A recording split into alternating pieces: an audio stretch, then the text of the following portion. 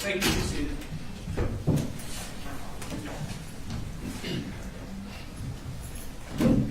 Before the jury comes out, the state has given us State Exhibit 144 with a large number of photographs. We've gone through those photographs. Rather than taking them up in front of the jury, I thought we could deal with them before they get in here. Okay. Can I make a quick announcement before we do that? Okay. It'll just take a second. I just need to correct something on the record. Yesterday, for one of the first voicemail that we introduced in for Don Crook, I announced that it was State Exhibit 150. I'd like to correct that to 142, if that's possible. It's appropriately marked on the envelope. I just had it mismarked on my paper. You said it's appropriately marked there. Here, and they're 142 and 143 for the two voicemails, which are on the hard drive.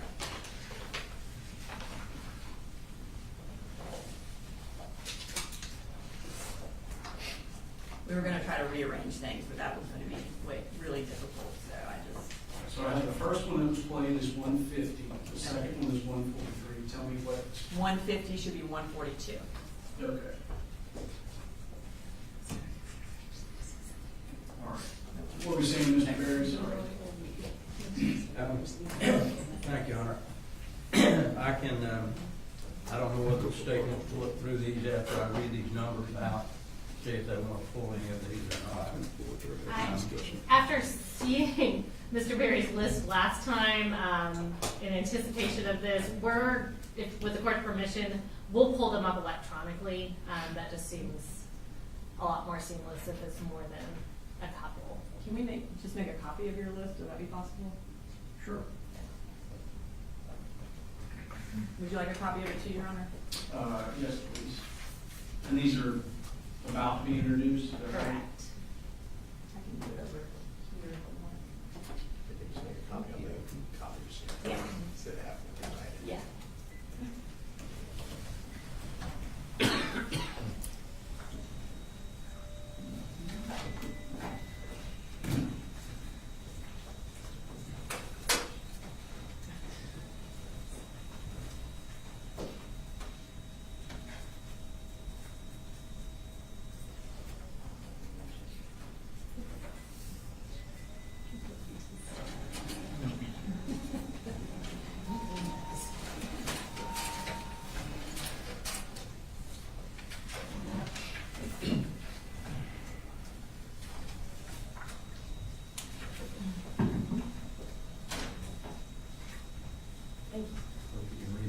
Oh, well, we'll see.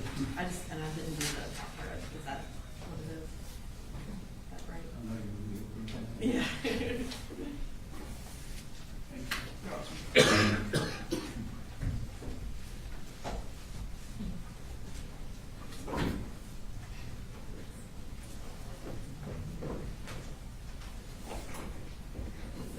So, Mr. Berry, I'm looking at your list.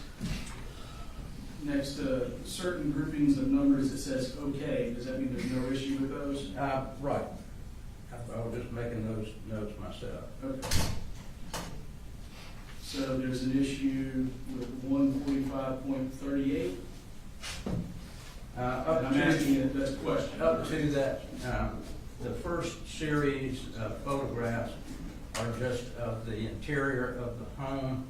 There's no probative value for those. There was nothing found in those areas that the state plans to put into evidence. I don't see any reason to put in the condition of the home, whether they've got clothes scattered on the floor or not. I don't think that has anything to do with the case at all.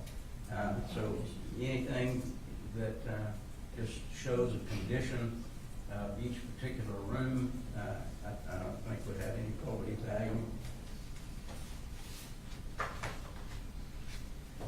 We're reviewing them, Your Honor. And you said 145.18 through 145.38? Is that? There's about 20 of them, I think. That's 18 through 35. And Judge, do you want us 38. to display these for you first and then me argue, or me to argue continuously, or? Well, it helps if I see them, I suppose. And we can display them on the Screen. Okay.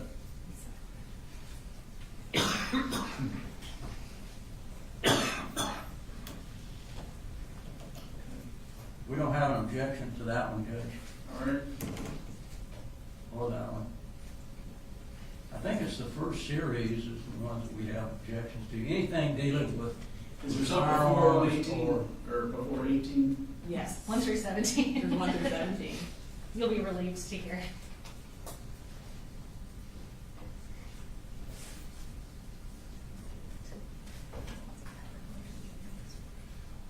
I'm just gonna do a walkthrough.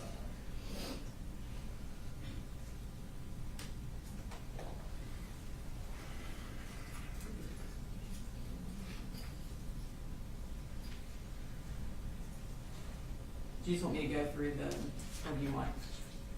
I think they have several of the home. I don't know what purpose the number of vehicles would be at that particular location. I don't think it has any probative value, doesn't add anything or subtract anything from the case. And Judge, I'm just going to go ahead and kind of blanket address that in no case that I've ever tried have I not been able to show pictures of the crime scene or pictures of relevant aspects of the case. We just came off a day of testimony about the conditions of the home, about the living situation of this family.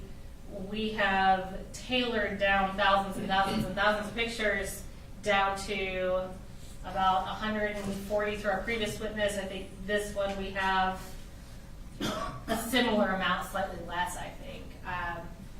The pictures that he's challenging, and obviously we'll show them for the court for you to make your ruling, but these are contextual pictures. The state has to be allowed to present our case how we want to present our case. And in this situation, we are providing context, providing orienting photos, both for the witness and for the jury. We are providing photos of the home that this family was living in, similar to the oral testimony and evidence that was presented yesterday. For example, this first picture shows the address of the home that was testified to yesterday. This is showing this is the home at the address that was talked about. Sure. And do you want us to just kind of flip through? I think so. Just tell us if you'd like us to stop or slow down. These are just the different sides of the house. Obviously, none of those are cumulative. That will be for context. That's not an exhibit itself.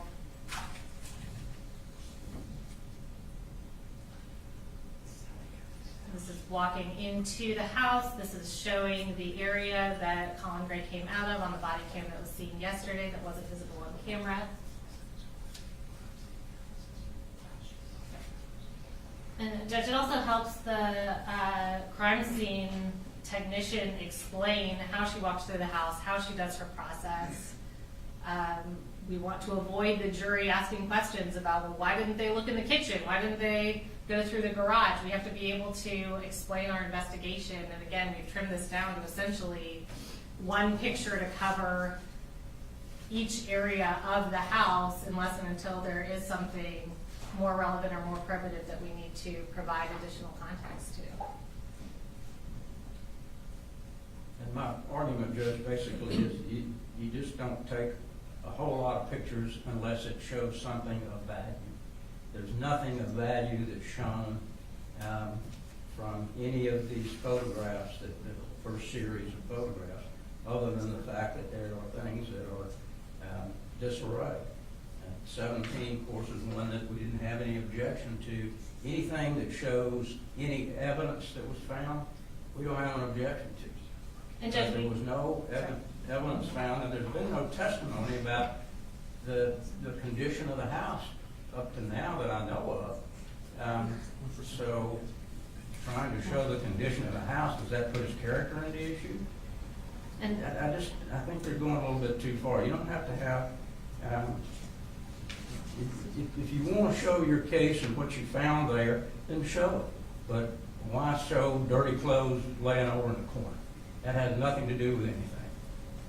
And Judge, again, Mr. Berry doesn't get to tell us how to present our case. I don't feel that his objections to this, he's more taking umbrage with how we're presenting our case than giving a valid legal objection. So you have 145.17, so this is showing a box that has ammunition in it.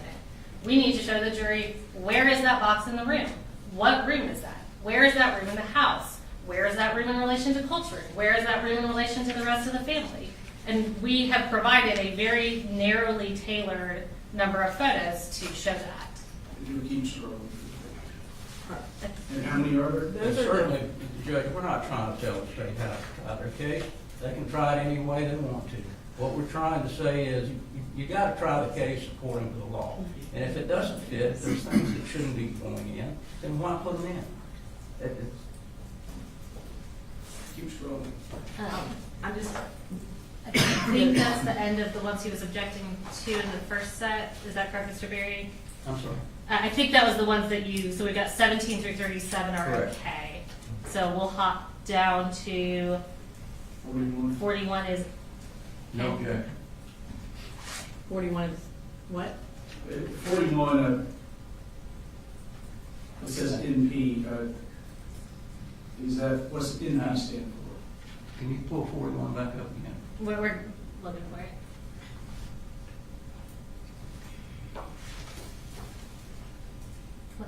That's Okay. 36. Okay. I want to slide. That one. 41, this is a photograph of a bag. A bag, I'm sure that they're gonna, I don't know what they're gonna have in it at that particular point in time, but what's that bag got to do with anything? Well, I assume Somebody that's- else's writing on I it. assume that's an evidence bag, not a bag that was found that way, so. And yes, sir, again, we need to be able to orient the jury. We also need to be able to orient our witness. We have a very competent agent from the GBI who's going to be testifying to this, but I can't expect her to look at a pile of bullets and know exactly where those bullets are from this crime scene without giving her something to orient it. Again, we tailored it down to one photo of the bag that the bullets are in, and We'll go to 65. Well, I'm sure if she's a competent agent, she's gonna have those bullets in the bag, so when I take a picture of the bag and then when I have the bag up there, we generally don't send the bag with writing out. because if we showed bullets without context, our very competent defense attorneys would be beating their chest about how we don't even know where those came from. Do you have an objection to 65, which is on the screen? Because your list looks like you do, but Anything showing projectiles, Judge, or gun parts, or guns, certainly we don't have an objection to, and there's no reason for us to object to this. It's the other issues. okay. It's just, it was on the list that I was given, it looks like it says PV in your note. Right, I went through it fairly quickly, so I may have written something and then went back and looked at it. What, do we know what PV is? 66, 67 are okay. 90, I think, is the next one.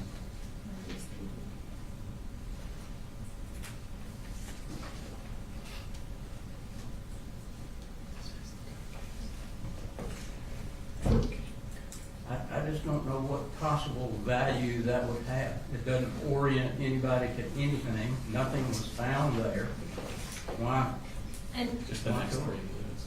yeah, and Judge, I would argue the fact that Mr. Berry doesn't know why this is relevant kind of underscores why this is relevant, because if you go to the next slides, we've done this just as the crime scene photography is trained to do. We have a zoomed out picture. We go to the next slide. We zoom into a shelf. Oh, what is that? We go to the next slide. That is a gun case. We go to the next slide. Inside is a gun lock. Narrowly tailored, very relevant, non-prejudicial. I think the agent can testify about where they found them. I don't think you have to show everything on the shelf. And again, it's relevant, and this is how we decided to present our case, and non-prejudicial. All right, 101, 102.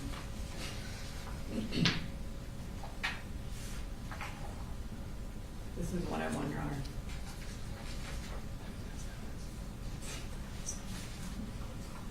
And is it, I'm sorry, I'm just vague on what PV is. Is it a relevance or cumulative or?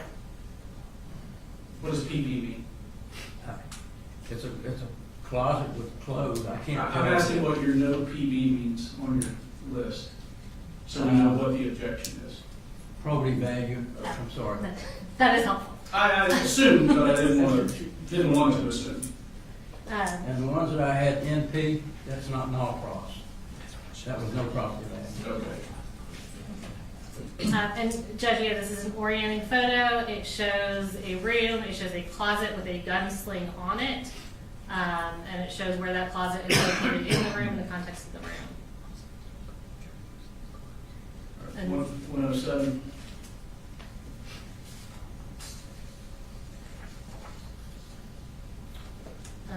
I believe the objection here is probative value as well. I think targets are relevant to this 146. case.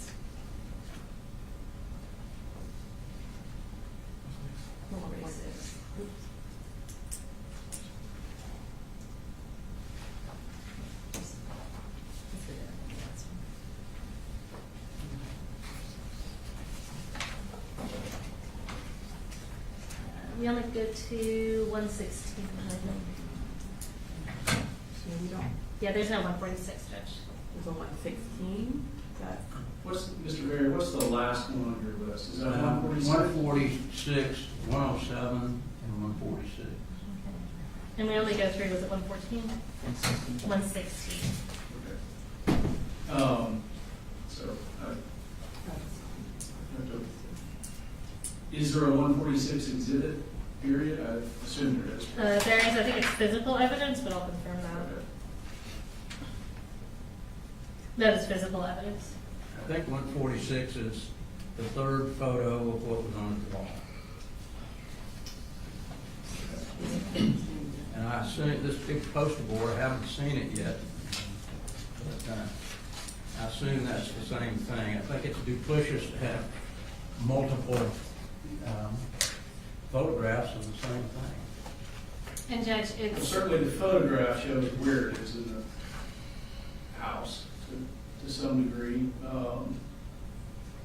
correct, and the jury needs to be able to see as we zoom in. So I think that's what he's saying, it's duplicitous of, obviously in that picture, once you put that picture on the screen, it is hard to see what's in those lower photographs, so we've provided one additional photograph there to aid the jury in being able to see that. All right. And I'd like to take a look at the poster board before they put that up, just to be sure it's the same size. Don't know whether they blend these pictures up to put it on that board or not. Your Honor, that was over 2 weeks ago. Defense counsel came in and looked at that board. I don't think I was here. I saw you were not here. You were in trouble. I was not here, Judge, but I Okay. Is the state saying this is the Yes, poster sir. board that's going to be tendered the actual poster board that was removed? No, Your Honor, there wasn't a poster board. Okay. Those- But Put those on a are poster board? by us, but that is the actual pictures that were From taken the off wall the that are wall. on that. Okay. They're not copies, they're not reproductions, they are the actual pictures. And Judge, we also do need to be able to show that us reassembling that on the poster board is accurate in relation to the photos. Well, they don't have to show they've got 4 pictures of the same thing, plus they got a poster board. That, to me, is about as duplicitous as you can get. So in general, just kind of taking these as a whole, some of the photographs are highly probative, some of the photographs are a fair bit less probative. But in order to keep them out, I've got to find that the probative value is substantially outweighed by unfair prejudice, or being needlessly cumulative. I'm not able to find that it's substantially outweighed as to the exhibits that we just reviewed. And that's the standard for keeping it out, so the objection's noted for the record, but overruled. Thank you.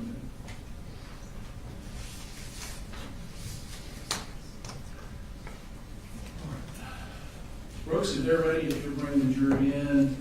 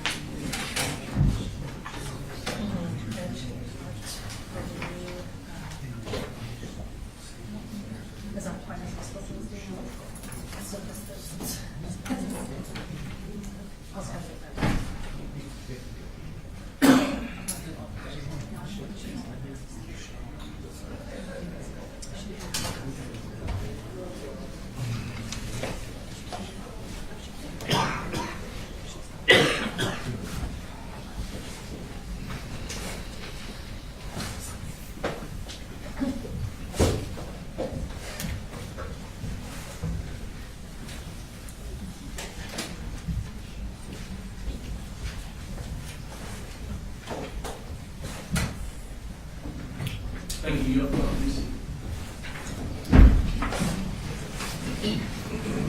Good morning.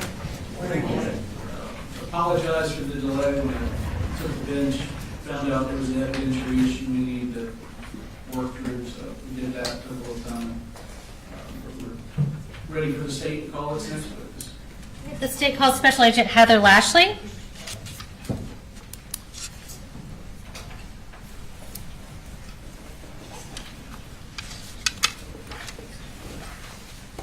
Okay, you want to go ahead and raise your right hand.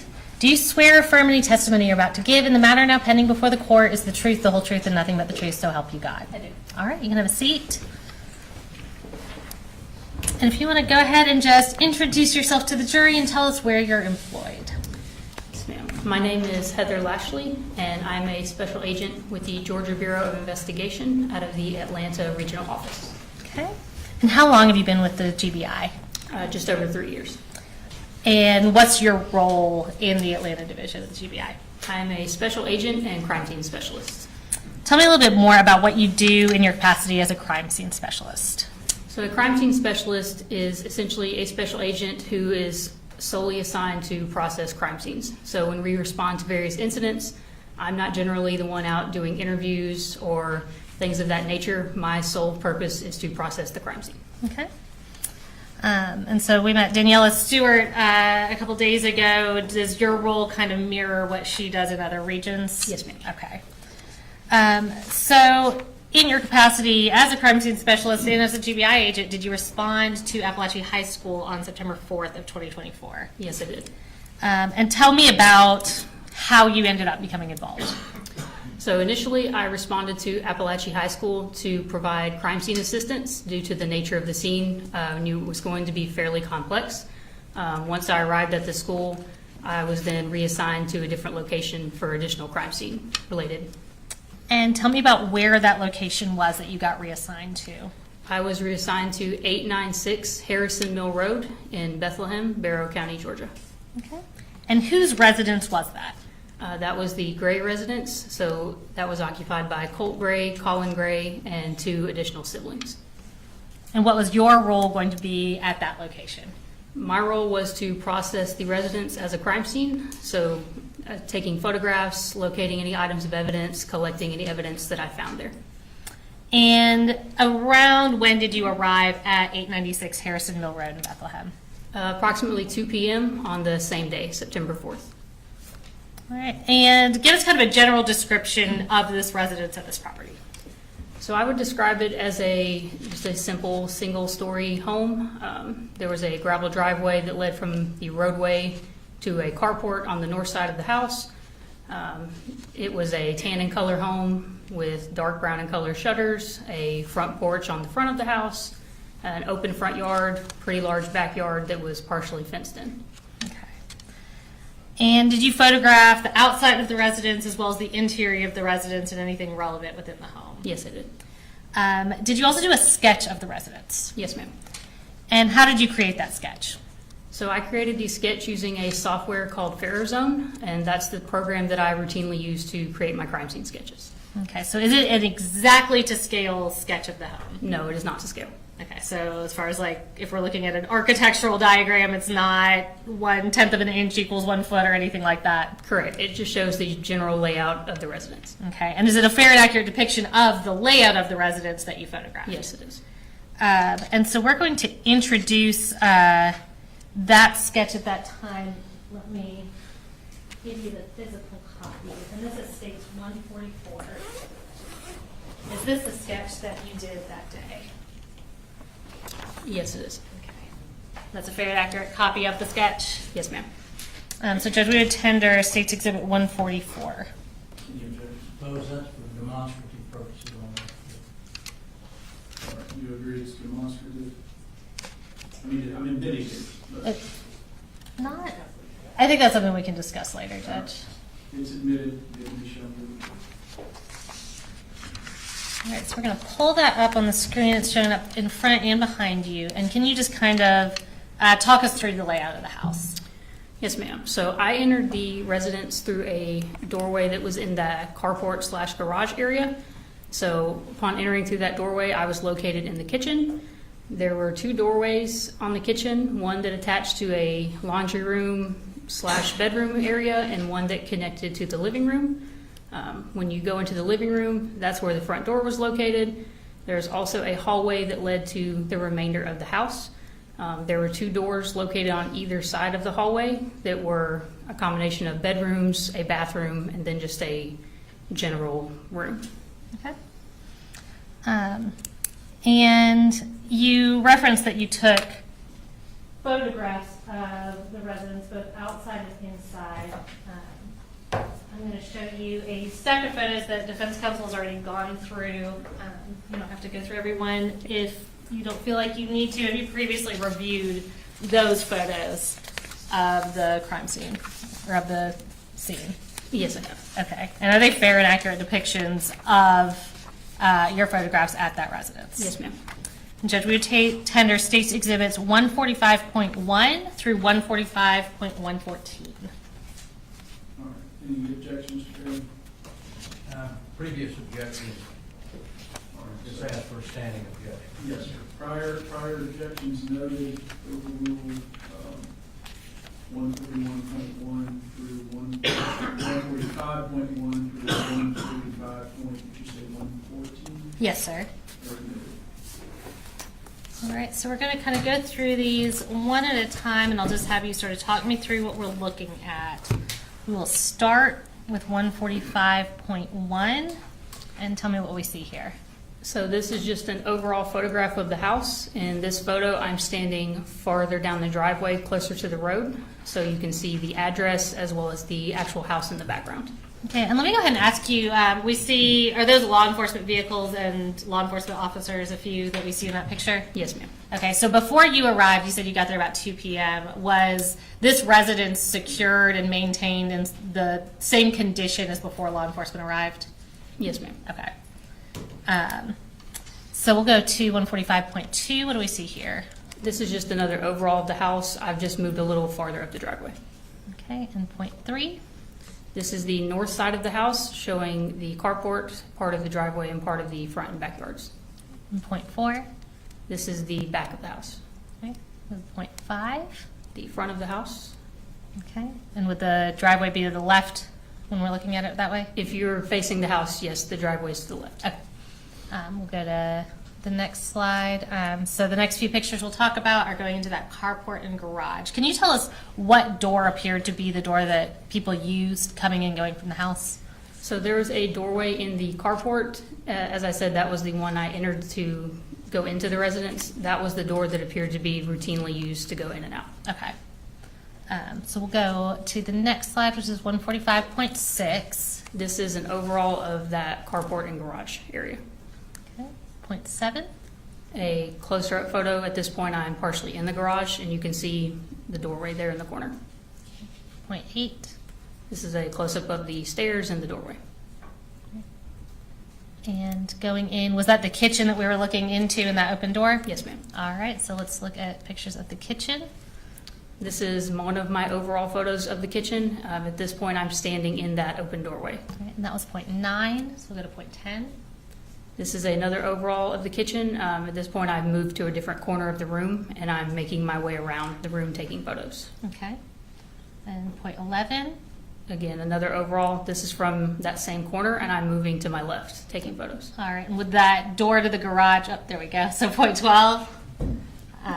You can go ahead. Yes, ma'am. That's the door that leads to the garage. Sorry, I got ahead of you. Point 13. This is another overall of the kitchen. You can see the doorway that leads to the carport and also the doorway that connects to the living room. All right, so that's the living room we see there to the left of the carport. Yes, ma'am. You said Foster's, just a second. Council, you want to look?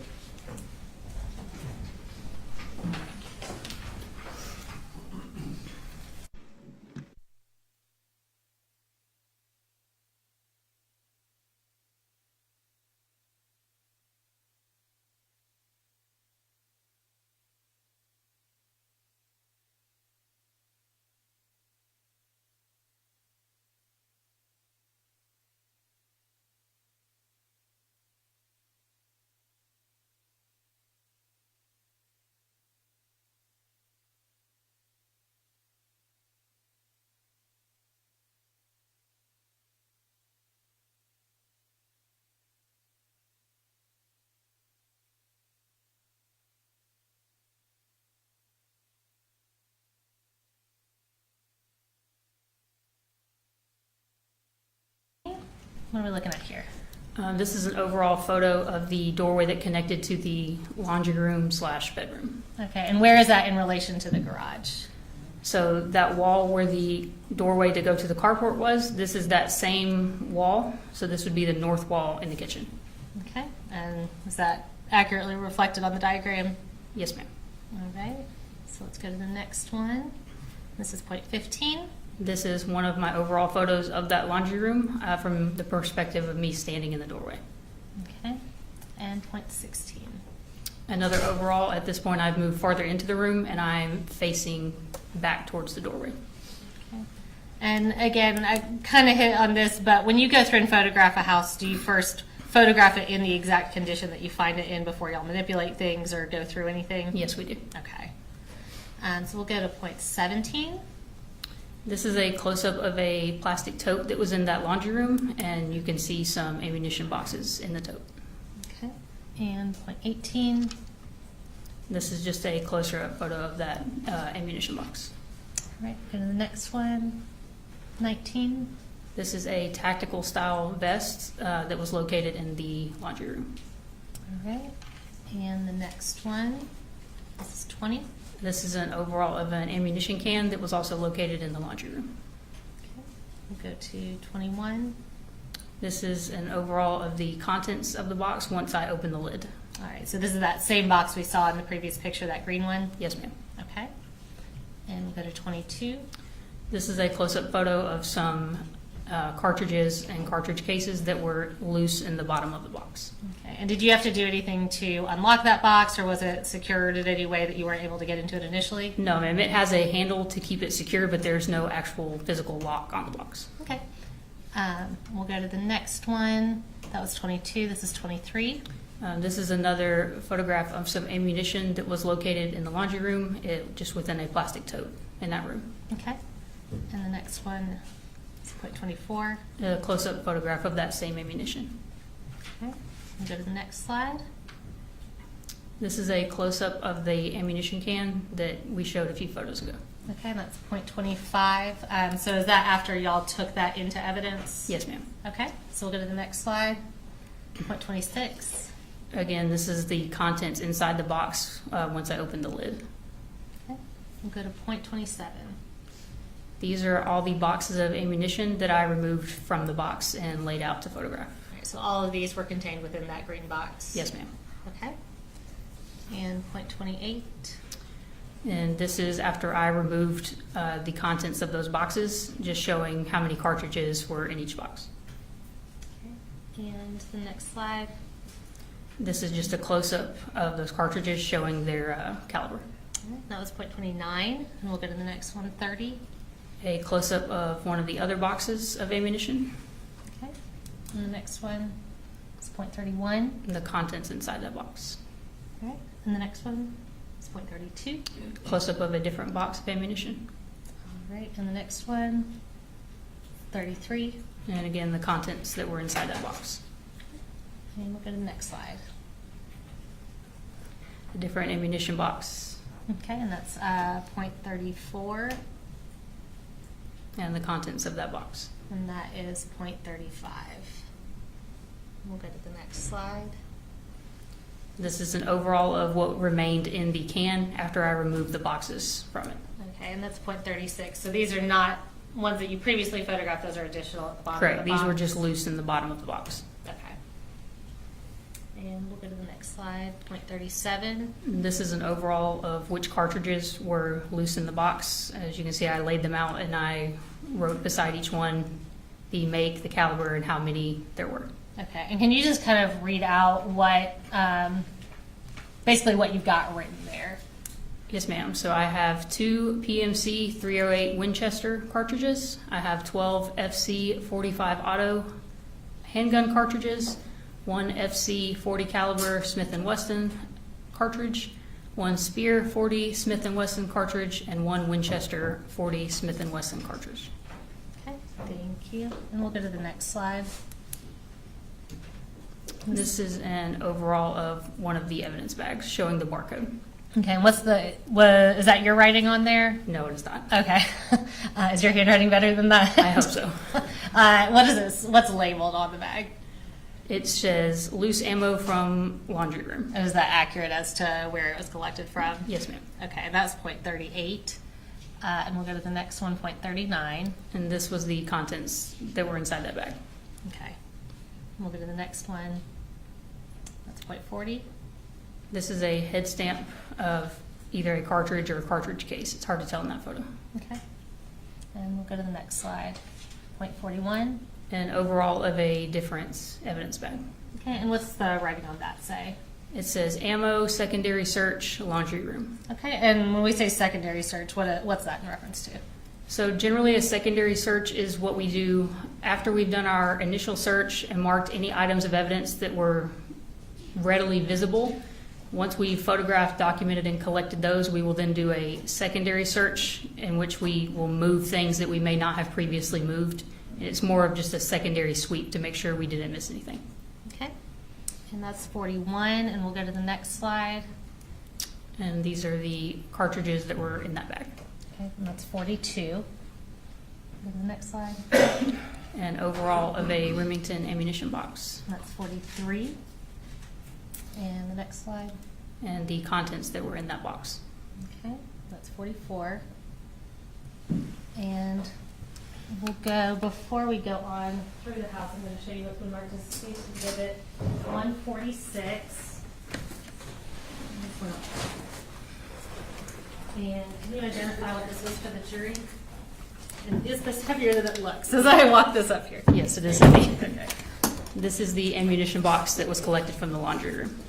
Okay. And does it appear to be in substantially the same condition as when you collected it from the laundry room? Yes, ma'am. After y'all photographed the contents of that box, did you put the contents back in the box and seal it? Yes, ma'am. All right, and since I'll go ahead and tender State's Exhibit 146 into evidence. No objection. Does it have the bullets in it? Is that what this- Yes, sir. Everything that was contained in it at the house is back in it now. 146 is admitted. And I will not have you open that up since you photographed so thoroughly the contents of it. But I do have one more from that room. This is State's Exhibit 147.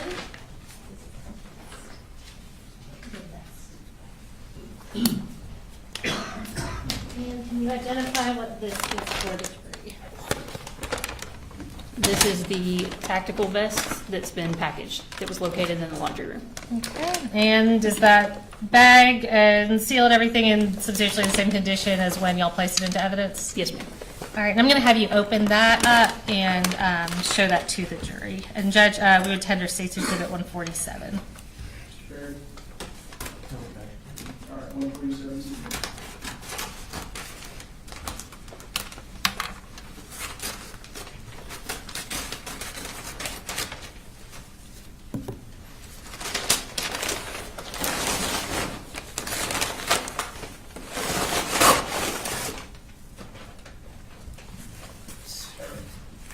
Right. Yeah, if you want to stand up and hold that up, I don't think you need to step down. But,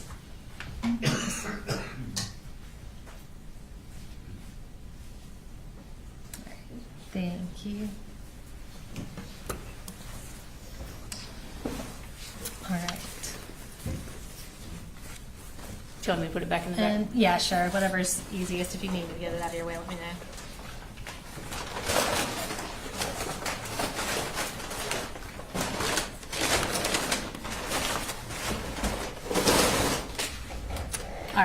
And we'll go back to a few pictures before I bring you something else. Okay. This is going to be State's Exhibit 145.45. Can you tell us what we're looking at here? Just an overall photograph showing the doorway to the carport and the doorway to the living room. Okay. And so we're now going to go into that living room. And on the next slide, should be 46. Tell us about this. This is one of my overalls of the living room, just showing where the furniture was and the overall appearance of the room. Okay, so is this kind of from the direction of that doorway? Generally, yes, slightly to the left. Okay. And we'll go to the next one, 47. This is more of a straight ahead view of me standing in the doorway, but this is again, more furniture and you can see the front door and a window in the living room. Okay, so just to be clear, that door on the left side of this picture, that's the front door to the home? Yes, ma'am. Okay. And when you said that it appeared the garage door was the one people used to enter and exit, is kind of the stuff in front of that door the reason why you concluded that? Yes, ma'am. It would, based on where the furniture is, the items hanging from the door and the items in front of the door, it seemed that it was not feasible that someone was regularly going in and out of that door. Okay. And now we'll go to point 48. Another overall from inside the living room. This is, if you're standing in the doorway, this is the wall to the right of the doorway. Okay. And we'll go to 49. Another overall from the living room. You can see the doorway that leads back to the kitchen, and you can also partially see where the hallway starts. All right, is that going to be the hallway that has all the bedrooms off of it? Yes, it is. Okay. And we'll go to the next slide, point 50. Another overall of the living room, again, just showing the furniture and the contents. Okay. And so now we're going to show a little bit of that hallway. And we'll go to point 51. This is an overall showing just the general layout of the hallway. Okay, and can you kind of tell us which rooms we see? I know it's kind of hard to see in this picture, but. Yes, ma'am. So in this perspective, I'm standing in the living room facing the hallway. At the very end, you can see a door. That is just a closet. If you're moving down the hallway on your right side, the first room is the just general, almost gamer setup type room. Mhm. The room at the end of the hallway on the right is a bedroom. And on the left wall, the first room on the left is a bathroom, and the second room on the left at the end of the hall is another bedroom. Okay, is that a pretty narrow hallway? It is. Okay, and you said that door on the end with the damage to it, that's a closet? Yes, it's a closet door. Okay. And we'll go to point 52. This is another overall of the hallway. I've moved a little bit further down so you can see the rooms a little bit better. Okay, so what's this first door on our left? The first door on our left is a bathroom. Okay, and the door directly across from it? That was identified as Colt's room. Okay. And that was point 52. So now we're going to look at that first bathroom that was on the left. And we'll pull up point 53. This is one of my overalls, just showing the condition of the bathroom. Okay, and how many bathrooms total were there in the house? 2. Okay. We'll go to point 54. This is a perspective of me standing in the bathroom doorway. I'm taking a photograph of the doorway directly across from the bathroom. Okay. And you said that's what was identified as Colt's room? Yes, ma'am. Okay. And the next slide is point 55. This is an overall near the end of the hallway. You can see that same closet door, and on the right and left are doorways to the bedrooms. Okay. And we'll go to the next slide. So next we're going to talk about, was that last room next to the bathroom, was that identified as Jenny Gray's room, the daughter? Yes, ma'am. Okay, so let's show the next slide. This is point 56. This is just an overall of the doorway leading into Jenny's room. All right, and it's kind of hard to see in this picture. Is that damage to the door next to the doorknob? There is some damage to the door, yes. Okay. And we'll go in point 57. This is one of my overalls of Jenny's room. Oh, you're fine. And smoothly going into point 58. Just another overall as I'm making my way around the room. Okay. And the next slide, point 59. Another overall of Jenny's room, and you can see the doorway there that leads to her connected bathroom. Okay. And we'll go into that bathroom. As the only point of entrance for that bathroom in Jenny's room. Yes, ma'am. Okay. Did it appear that that was a bathroom exclusively used by Jenny based on what you could tell? Based on the contents, yes. Okay. So we'll show .60. These are just some of the contents that were in that bathroom. Okay. And so we're next going to go to this back corner bedroom. Did that appear to be Colin Gray's bedroom? Yes, ma'am. And did he appear to also share that with his youngest son, Colin? It appeared that way, yes. Okay. And we'll go to the next slide, .61. This is one of my overalls of the doorway of Colin's room. Okay. And .62. Another overall of the inside of the room. Okay. Go to .63. Another overall, just moved the camera down to try to capture the whole room. Gotcha. We'll go to the next slide, .64. Another overall of that same bedroom as I'm making my way around the room. All right. And the next slide is .65. This is an overall of a pair of swim goggles that I located in that bedroom. And inside the goggles, you can see what was identified as one bore sight and one rifle cartridge. Okay. And is that, fortunately we had that orienting picture. Is this zoomed in from where the previous picture was? Yes, it is. Okay. And we'll go to the next picture. This is that same pair of goggles. It's just now been identified with evidence marker 22. Okay. And you said that was a bore sight and a cartridge in there? Yes, ma'am. Okay. Just a close-up of the contents of the goggles. All right. And that's .67. And is that object on the left the bore sight? Yes, ma'am. Okay. .68. This is an overall of the closet that was in Colin's room. Okay. And .69. Another overall focusing more on the top of the closet. Okay. And .70. One of my overalls photographing the top shelf that was in the closet. All right. And it's kind of hard to see in this picture, and we'll see clearer, but what are those boxes that we're seeing? Various ammunition boxes. Okay. We'll go to the next picture. That's .71. That's another overall. That's the opposite side of that same shelf in the top of the closet. Okay. And the next slide. These were overalls of some firearms that were located in that closet after I removed the clothing that was covering them. Okay. Were there 2 firearms up there? Yes, there were. Okay. And we'll go to the next picture. That was .72. This is .73. This is a overall photograph of a box of handgun ammunition that was in the top of the closet. All right. And we'll go to the next slide, .74. This is another overall of one of the firearms that's been marked with evidence marker 17. Okay.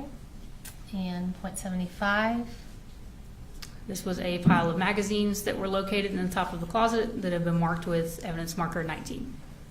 All right. And .76.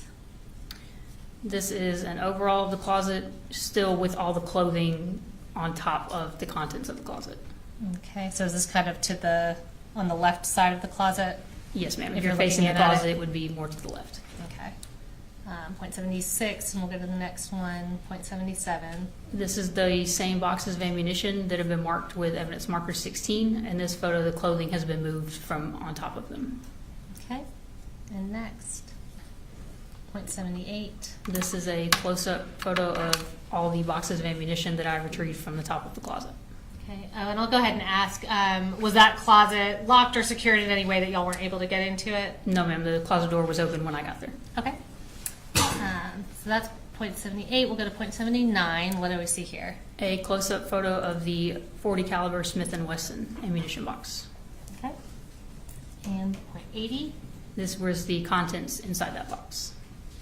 Okay. And .81. An overall of another ammunition box and the contents that were inside that box. Okay. And .82. An overall of a different ammunition box. Okay, and we'll go to the next one, .83. These were the contents inside that box. Okay, and are all these that we're looking at recovered from that top closet shelf next to those firearms? Yes, ma'am. Okay. We'll go to the next one, .84. An overall of a 12-gauge shotgun ammunition box. Okay. We'll go to .85. The contents recovered from that box. All right, and is that your writing next to it identifying what it is? Yes, ma'am. All right, and can you just read that for us if you could see it or not? It's not super clear. Apologies if I pronounced the name wrong, but 16 cellular and billet 12-gauge shotgun shells. Okay. And this is .86. This is an overall of a different ammunition box and the contents of that box. And that's .87. And how many is that? 19 12-gauge shotgun shells. Okay. And we'll go to .88. An overall of a different ammunition box, And .89. the contents that were in that box. Okay. Go to .90. So we're back in the room. Can you tell us kind of where we are in the room at this point? Yes, ma'am. So you can partially see it in that photo. The doorway to go in and out of the room is in the left corner of that photo. This would be the east wall in that room, and it's just a cubby-style dresser against the wall. Okay. And that was .90. So let's go to .91. And what are we looking at here? This is a mid-range photo of the middle cubby on the top row of that dresser. Okay, that's .91. And this is a Glock box or case that was recovered from that cubby. That's .92. We'll go to .93. This is an overall of the contents that were inside that case. All right. And can you tell us just generally, at least what we can see about what these contents are? So you can see there are 2 handgun magazines. There's a black and color, what's called a speed loader to help you load your magazines. And there's also a gun lock in a Ziploc bag. Okay. And was the Ziploc bag, did that appear to be the original packaging for the gun lock from what you could tell? From what I could tell, yes. Okay.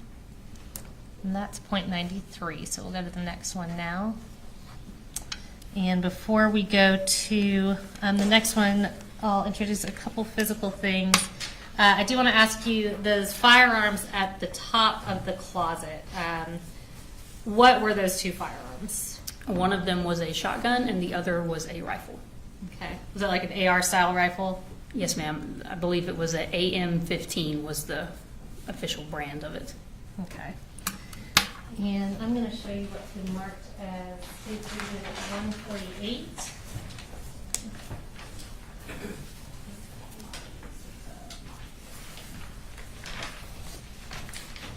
Can you just identify what that is? Yes, ma'am. This is the Glock case that was recovered from that cubby in Colin's room.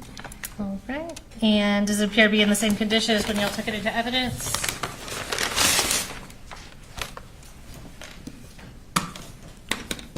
Yes, ma'am. All right. And Judge, at this time, we would tender State's Exhibit 148. Okay, you guys, all right, 148. Okay, I'm going to have you go ahead and if you can just sort of show the inside of it to the jury, then I'm going to ask you about a couple of the individual contents.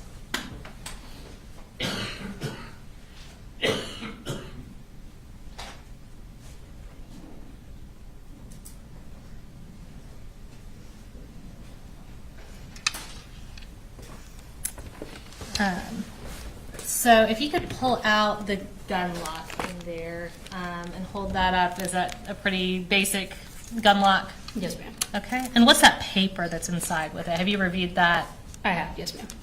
So this paper is provided by Glock. It's essentially just a safety form. It provides instructions on how to properly secure the gun lock. It also provides warnings on how to do so safely. And there are also photos depicting what the gun lock should look like when it's properly installed on various types of weapons. Okay. And does it include like safety tips and that kind of thing as well to sort of explain that to the owner? Yes, ma'am. Okay. And what's the envelope that is also inside that lock case?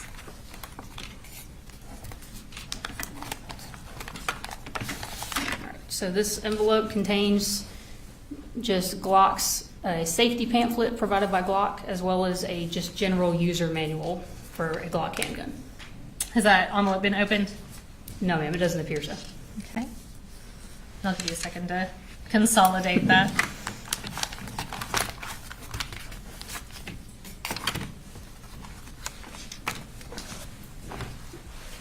All right, so we'll go back to the pictures.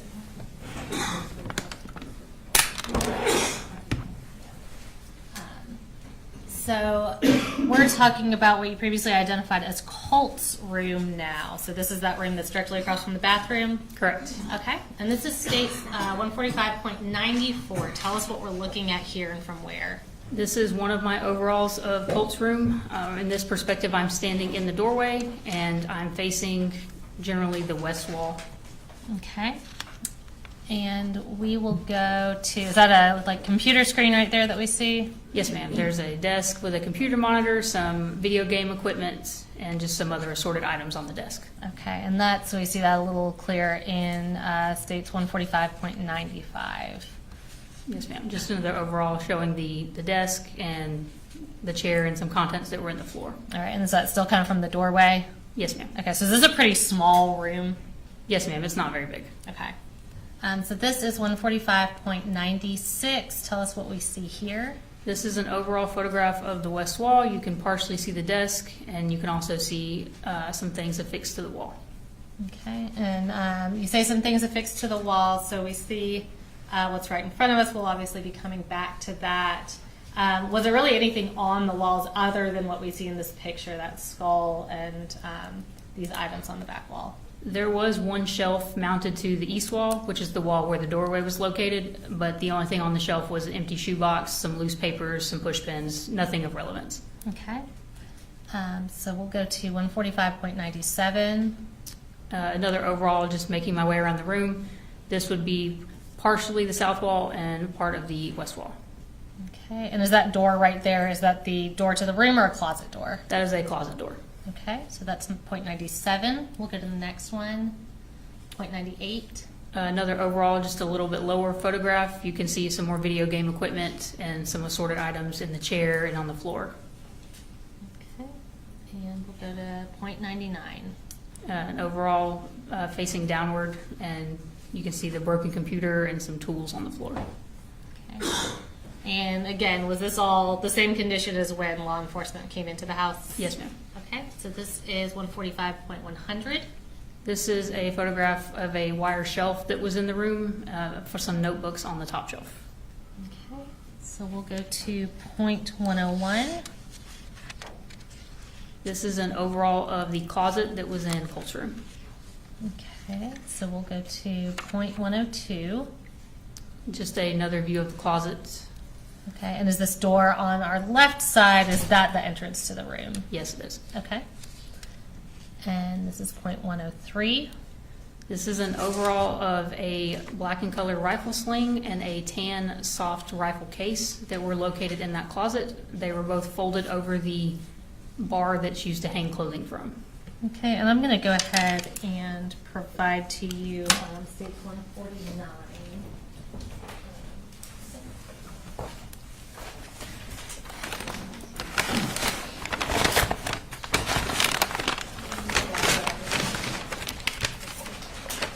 State 152, I'll trade you for a couple of those things you've accumulated. So here we have 149. If you want to go ahead and tell me what State's 149 is. 149 is the rifle sling. Okay, does that appear to be in the same condition as we all have to have and put it into evidence? Yes, ma'am. All right. And Judge, at this time we would tender State's Exhibit 149. Let me get it. All right, 149. All right, yeah, and if you want to go ahead and open that up, and I'll have you display that for the jury.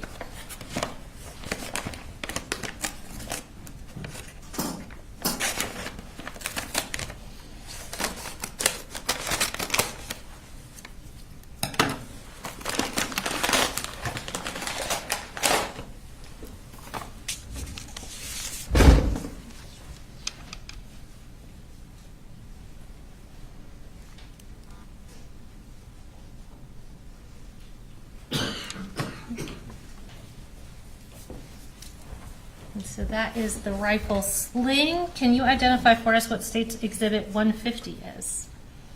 A 150 is the soft rifle case that you can see in that photo. Okay, so is that this brown object that we see here? Yes, it is. All right, and is it in substantially the same condition as when y'all packaged it up and put it into evidence? Yes, ma'am. Judge, we would tender State's Exhibit 150.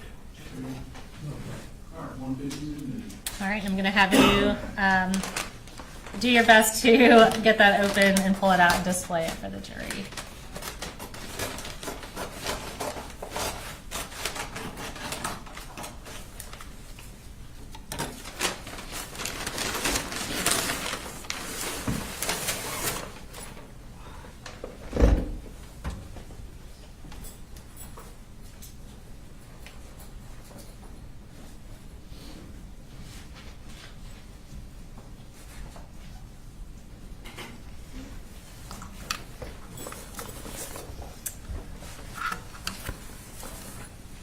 And once you're ready, I'll go back to the pictures, no rush. Go ahead. All right, so we'll now go to, so the picture we have up now is 103. We'll go to 145.104.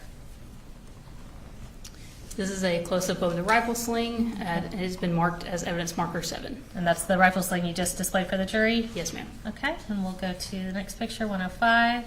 This is a photograph of the rifle case after I opened it, just to show that there was nothing inside of it. And that's the inside of that rifle case that you just displayed? Yes, it is. All right. And we'll go to 106. This is an overall of the top shelf inside that same closet, just showing the contents. Okay. And we'll go to 107. These are some targets that had been wadded up, and they were located in the bottom of the closet among some clothing and other assorted items. Okay, and we saw some of those as well in 106 and 107. Can you tell us when you say targets, what are those specifically? These are shooting targets. Okay. And we'll go to the next slide, 108. This is an overall of a sight box, red dot sight, that was located in that same closet among some clothing.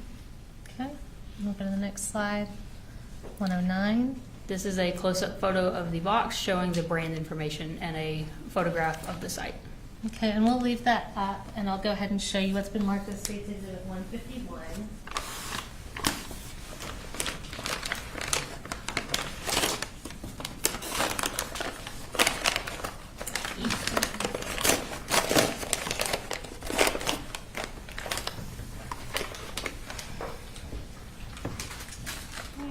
And this, I'm actually going to hold off on that for 1 second because we have 2 exhibits in that bag.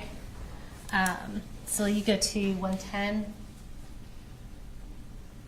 All right, and what do we see here?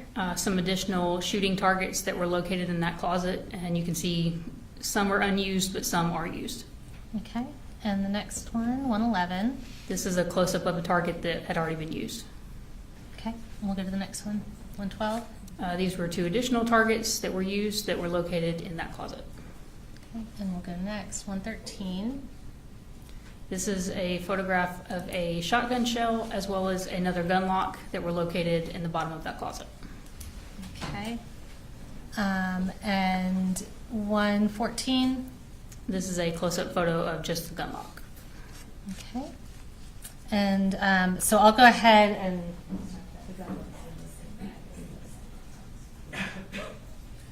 So you've got that bag in front of you. It's labeled, I believe it's 151 and 153. Is that correct? Yes, that's correct. All right. And what are the contents of that bag? This is the box for the red dot sight as well as the gun lock that is on the screen right now. All right. And do those appear to be in substantially the same condition as when you took them into evidence? Yes, ma'am. All right. Judge, we would tender State's Exhibits 151 and 153. You can go check 151 and 153 are good. All right. And if you can just hold up the site mark box for the jury. I won't have you open the box or anything. All right. And then moving on to 153. If you can hold up that gun lock. All right. And the other gun lock that was recovered from the house was in kind of a Ziploc bag. Is this one in a bag that has not been completely opened? Yes, ma'am. Okay. So do you feel comfortable saying, does it appear that is an unused condition? Yes, ma'am. There's a rip in the bag, but it's not nearly large enough that the gun lock could be removed without tearing the rest of the plastic. Okay. And I'm going to circle back. I have my numbering a little out of order. So this is 152.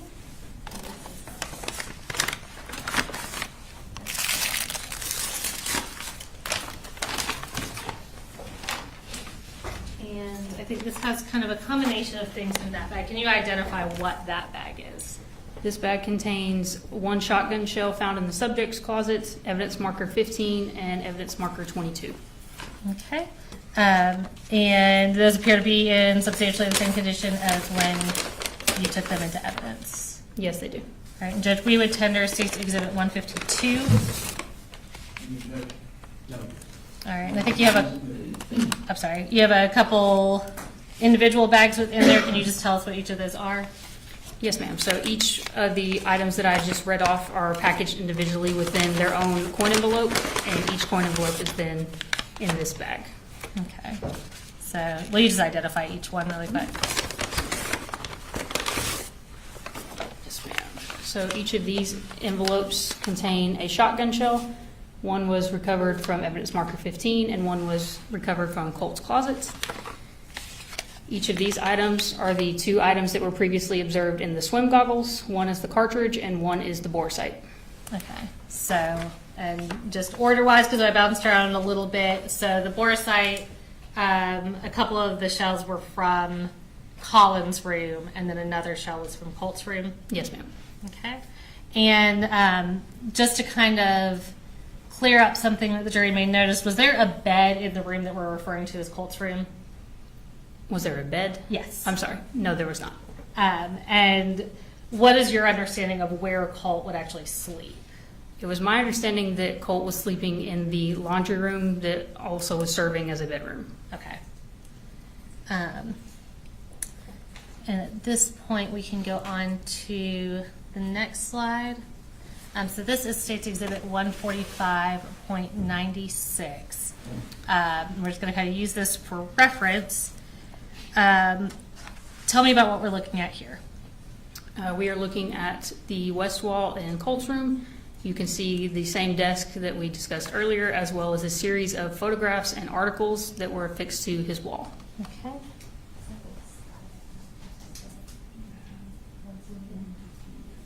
and we're going to pull up the next picture, 145.115. I'm sorry. And what is that showing right there? This is an overall of just the photographs and articles on the wall. I marked it as evidence marker 2. Okay, and 116. I think there's 116. Okay. And what do we see here? This is a close-up of some of the photographs that were lower down on the wall and difficult to see from farther away. Okay.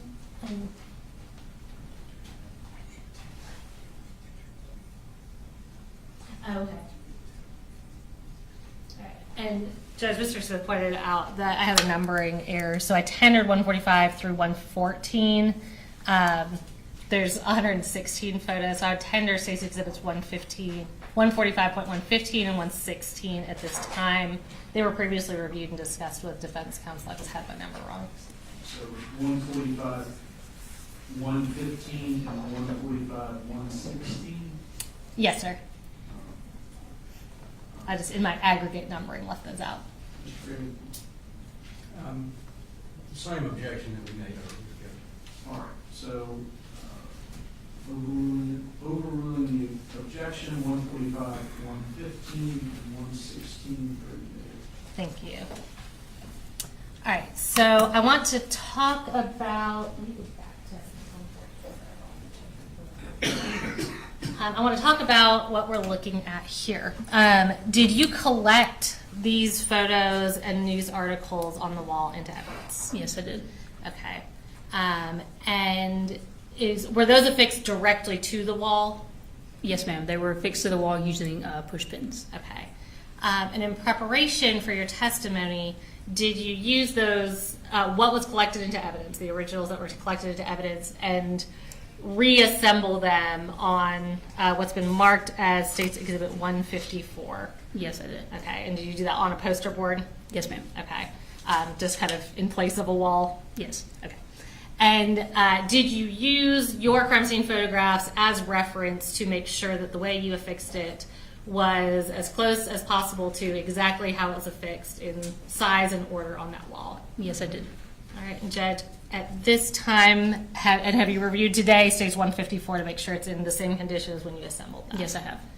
Will you tender State's Exhibit 154? We would object, Judge, under the duplicitous aspect of photographs. All right, and as I understand it, these are what was actually removed from the wall? Yes, sir, Judge. We're tendering the original shrine into evidence, reconstructed on the poster board, as obviously we couldn't take the whole wall. All right, so the photographs, 154, it's admitted over objection. So I'm going to bring this over and display it for the jury, and then we're going to talk about what we are looking at.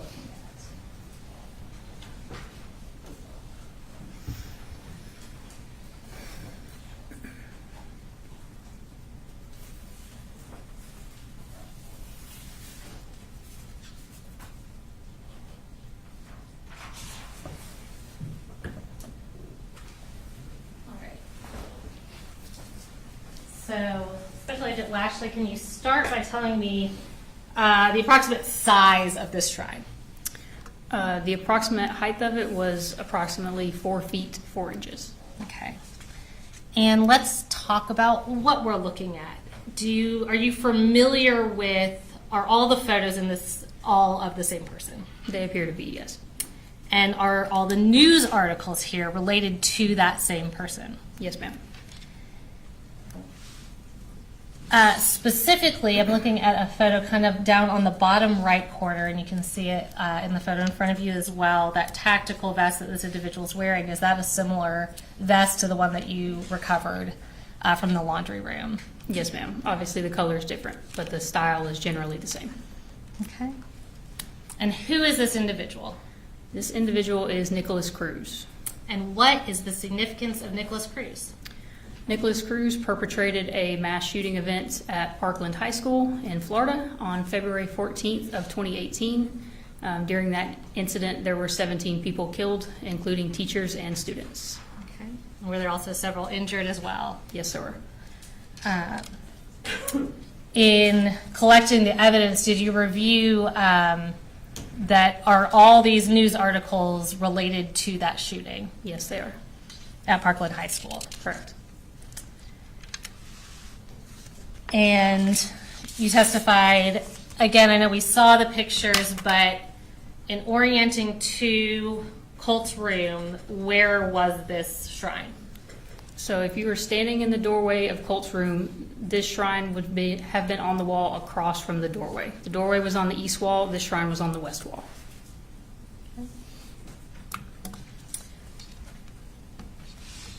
And I'll ask you, before I sit down, just as you recovered all the evidence, did any of the firearms that you recovered have a gun lock or any other safety mechanism on them? No, they didn't. Did you find any gun safes in the house? No, ma'am. Did you find any other kind of safe or secured location that a rifle could have been stored? No, ma'am. Nothing further from me, but Mr. Barry or Mr. Hawes may have some questions for you. Thank you. Cross.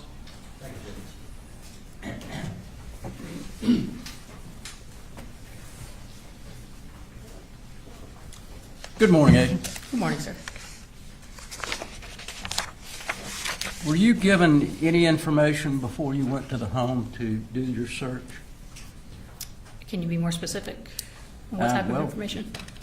Who did you talk with before you went to the home? You had to get information where the home was. So who did you talk with before you got there? My direct supervisor, Special Agent in Charge, Lavender, out of the Region 10 office, is the one who directed me to go to the home and process it. He provided me the address, and I responded from the school to the home. All right. And did he give you the caliber of the weapon that had been used in the shooting at the school? No, sir. It was still very early on. I didn't get a lot of information. Okay. And when you went through the home, as you showed us, the room at the far end on the left you determined was Jenny's room. Correct. And would you classify that as the master bedroom normally in the house because it had an adjoining bathroom? For most homes, possibly. For that home, I would say yes. It was the largest bedroom, and it did have an adjoining bath. Okay. So it was the largest bedroom and it had its own bath. Correct. Okay. And where you put the father's room, which is on the other side, correct? Correct. Far right-hand side? Yes. Did that appear to be shared, bunk bed shared with the younger son, Colin? Yes, it did. Okay. So he shared that room with him. Yes, it appeared that way. And who gave you the information that Colt slept in the laundry room? I can't recall exactly who gave it to me. One of the agents that I met with when I first responded to the house. Okay. Did you find a photograph in that laundry room where a bed would be? There was a bed in the laundry room, yes. Okay. And, excuse me, going through some of the cartridges that you found in this box, I think the, let's see.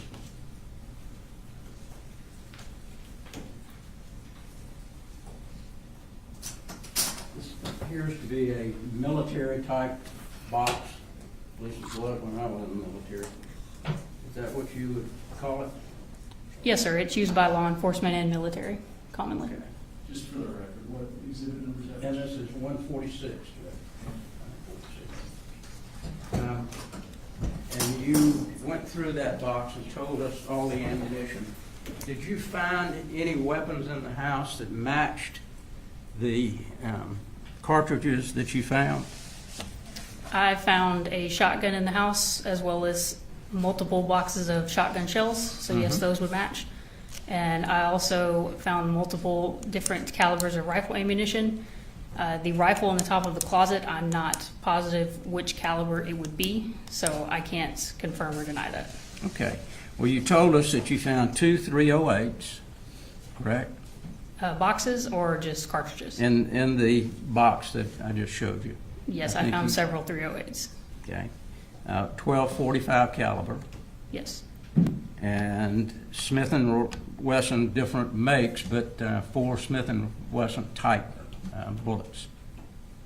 I found multiple types of handgun bullets. Yes. Okay. And did you find a handgun? Not in the home, in Mr. Gray's vehicle, yes. Okay. And you searched his vehicle also? Myself and Special Agent Andrew Still did, yes. And was there a Smith & Wesson found or a 45? Neither. It was a Glock 43X. Okay. So you didn't find a 45 nor a Smith & Wesson? No, sir. How many Glock bullets did you find in this case? So generally, you will not find a cartridge that has Glock imprinted on it. Glock is the manufacturer of the handgun. Right. It's 9mm though, right? Yes. Okay. How many 9mm did you find? I don't recall, sir. And you indicated that you found an AR-style weapon in the top of the closet where Colin Gray slept, correct? Correct. And did any of the bullets in this case fit that particular firearm? I'm not sure, sir. I did not attempt to load that firearm. Okay. You didn't check to see what caliber it might be? I examined the exterior of the rifle, and it was identified as a multi-cal, which means it's capable of firing more than one type of caliber. There was not one specific caliber listed or imprinted on the rifle. Okay.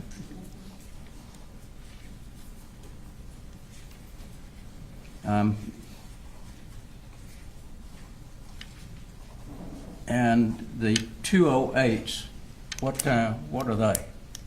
Caliber 208s that you testified to, I think. I don't recall testifying about a 208, sir. Okay. I Were there- testified about 308s. Were there any found there? 308s, yes. Okay. You remember how many? No, sir. Multiple boxes. Okay.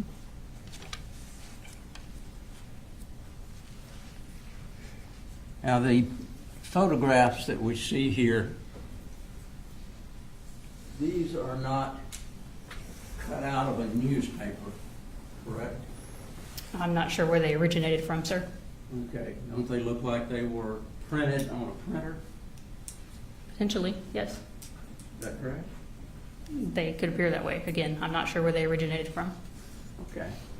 But they don't look like a newspaper where you cut it out of a newspaper, do they? The physical photos, no, they do not. Okay. Do you know when those were printed? No, sir. Do you know when those were put on the wall? No, sir.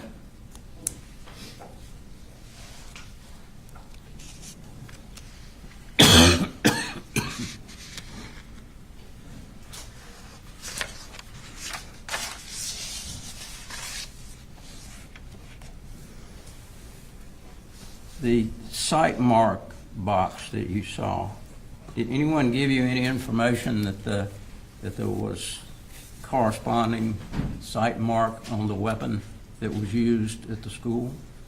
No, sir. I never saw any of the evidence that was collected from the school. Okay.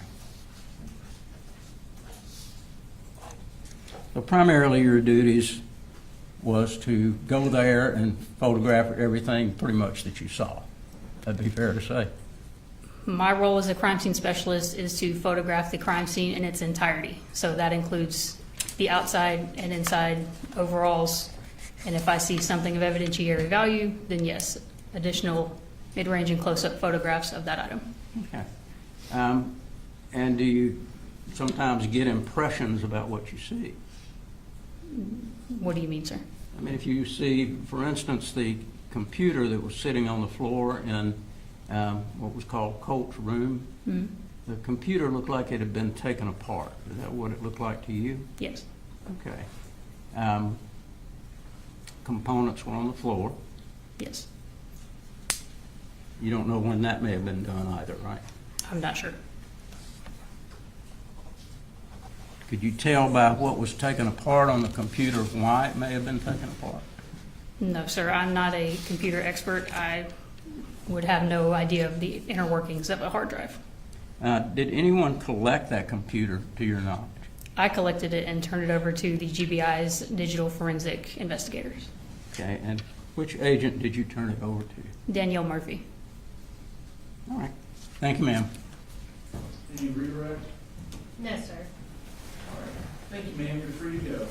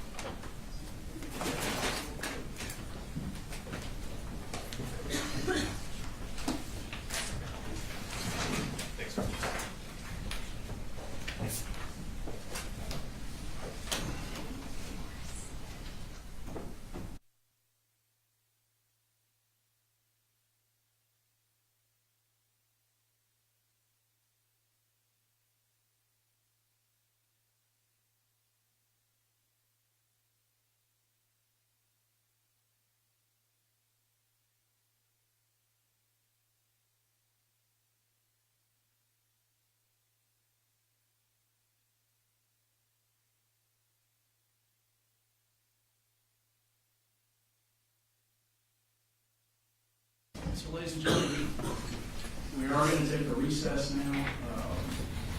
It may be longer than our normal morning recess. Juror 122, can you raise your hand? Okay. If you'll hang back, and then just you can stay in the box, but we'll go ahead and be in recess.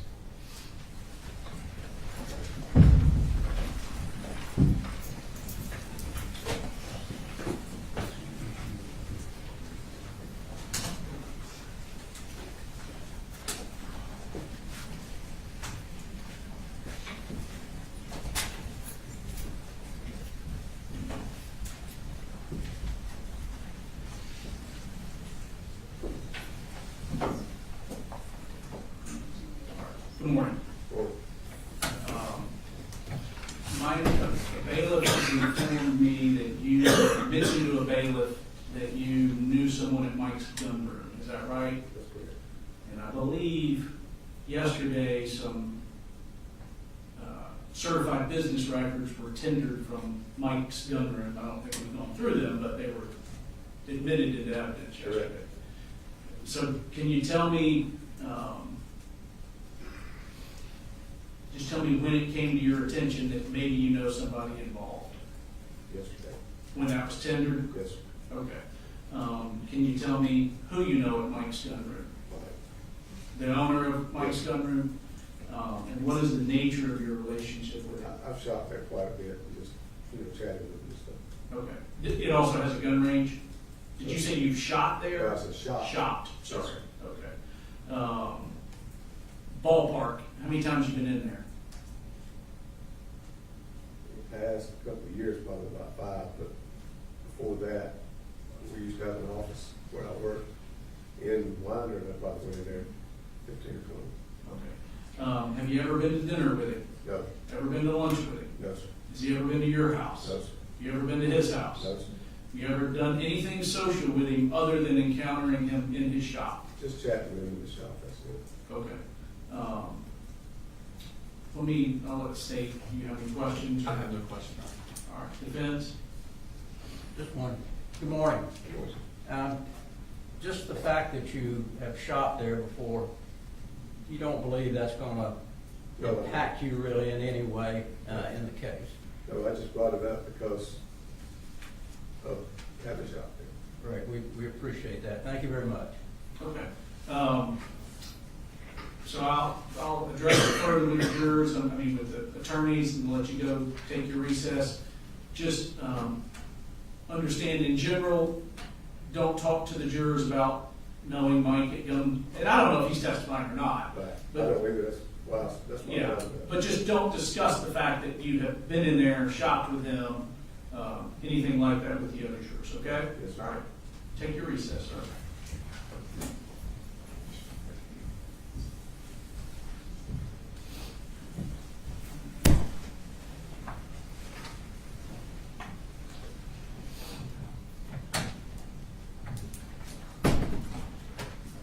All right, any issues for the state?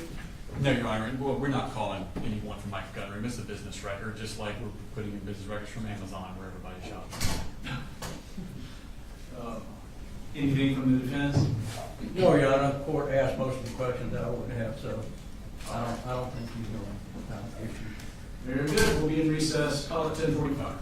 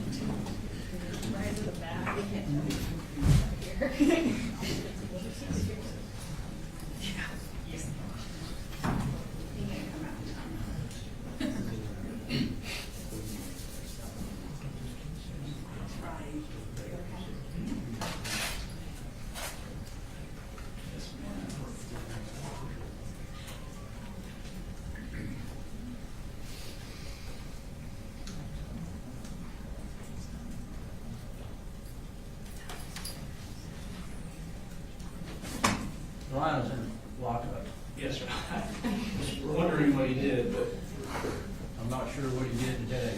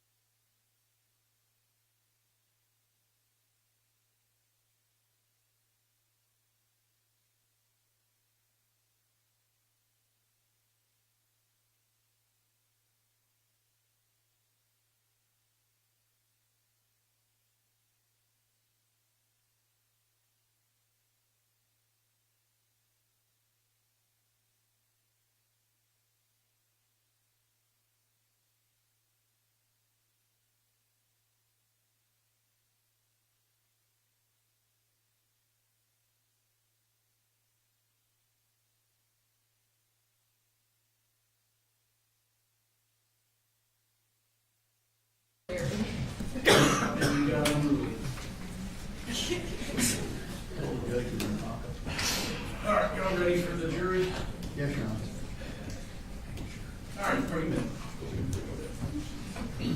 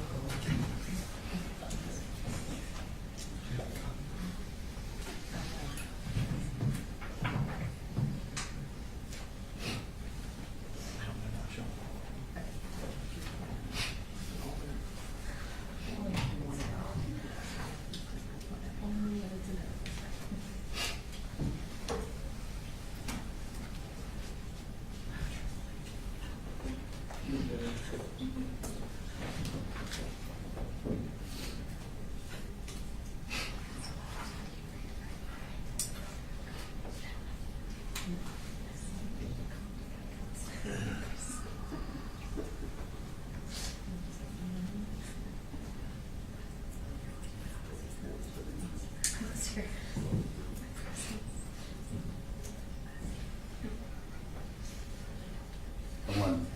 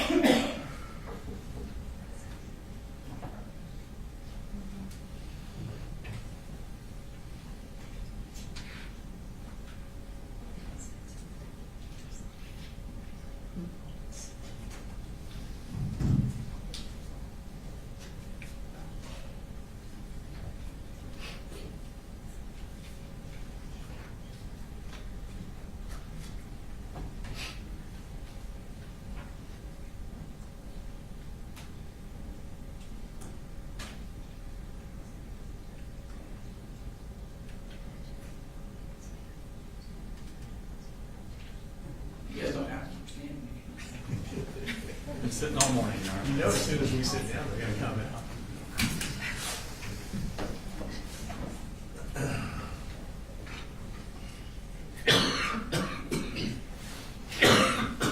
Actually, Judge, can we approach briefly? Yes. We're waiting.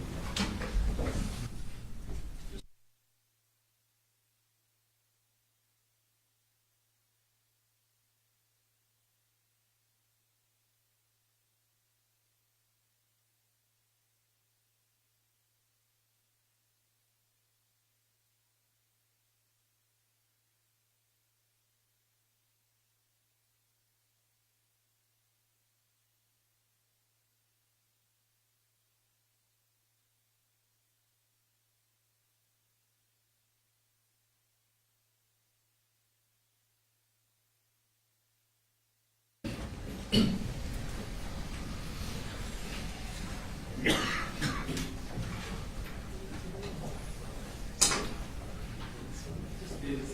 15 minutes extra, or? Can I say 20? Okay.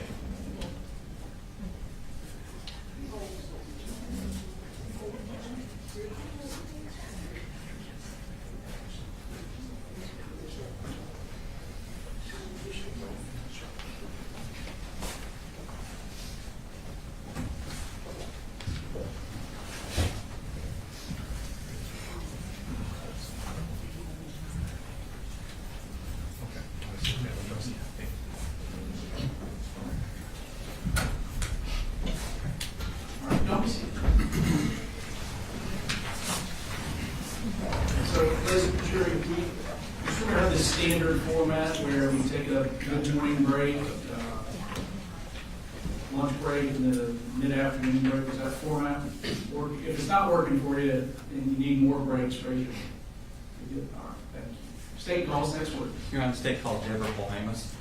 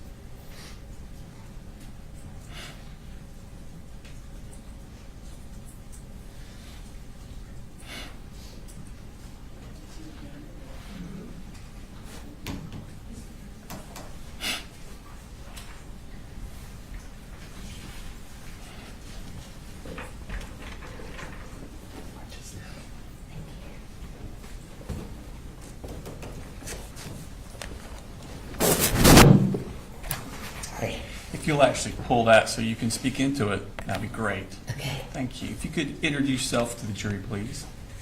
My name is Debbie Amos. And could you spell your name for the court reporter? Debbie Amos, Polhamus. Okay. If you could raise your right hand, please. Swear the testimony you give in the matter now pending before this court will be the truth, the whole truth, and nothing but the truth, so help you God. I do. Okay. Tell us about yourself. Who are you? I'm Colt's grandmother, Okay. Jimmy's grandmother, Cody's grandmother. Okay. And your daughter is who? Marcy. And that is Colt's mother? Yes. Okay. And what do you do? I'm a retired educator. Okay. And how long were you an educator? 43 years. Okay. And where do you live? I live in Fitzgerald, Georgia. Okay. And how far away is that from here? About 4 hours. Okay. And so you said you were Colt's grandmother? Yes. What did he call you? Mamu. Mamu? Okay. Is that spelled a certain way or just? Mamoo. Okay. So are you one of those grandparents that doesn't see your grandkids very often, or are you a grandparent that's fully immersed in their No, lives? I've tried to be fully immersed Okay. with all of them. My other 3 are in Florida. Okay. I was about to say, do you have other children? Yes. Okay. And where do they live? Toby lives in Columbus, and Annie lives in Tavares, Florida. Okay. Do you have other grandchildren? Yes, Annie has 3. Okay. Toby has 2. Okay. So, in the hierarchy of your grandchildren by age, where does Colt fall? Colt is the 3rd grandchild. Okay. And in this family, where does he fall? In his family, Uh-huh. he's the oldest. Okay. When Colt was younger, did he have issues with impulsivity, having a short fuse? Impulsivity more than a short fuse. Okay.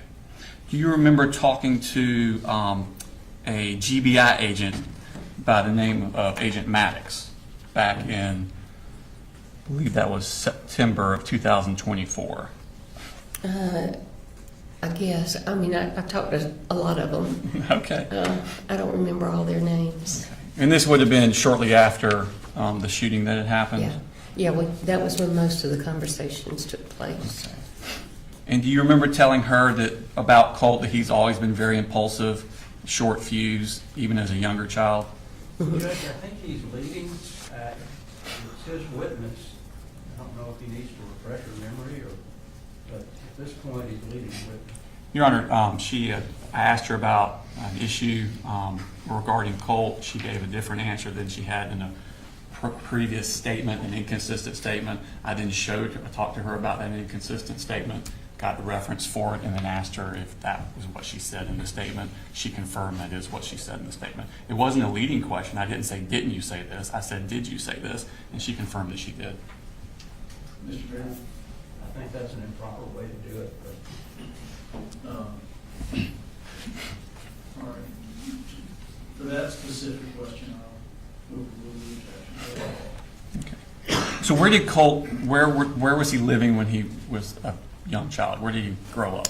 They grew up in Statham. Okay. Is that here in Barrow County? Mm-hmm. At some point, did they move from that house? They moved from Statham to Gainesville. Okay. And how long did they live in Gainesville?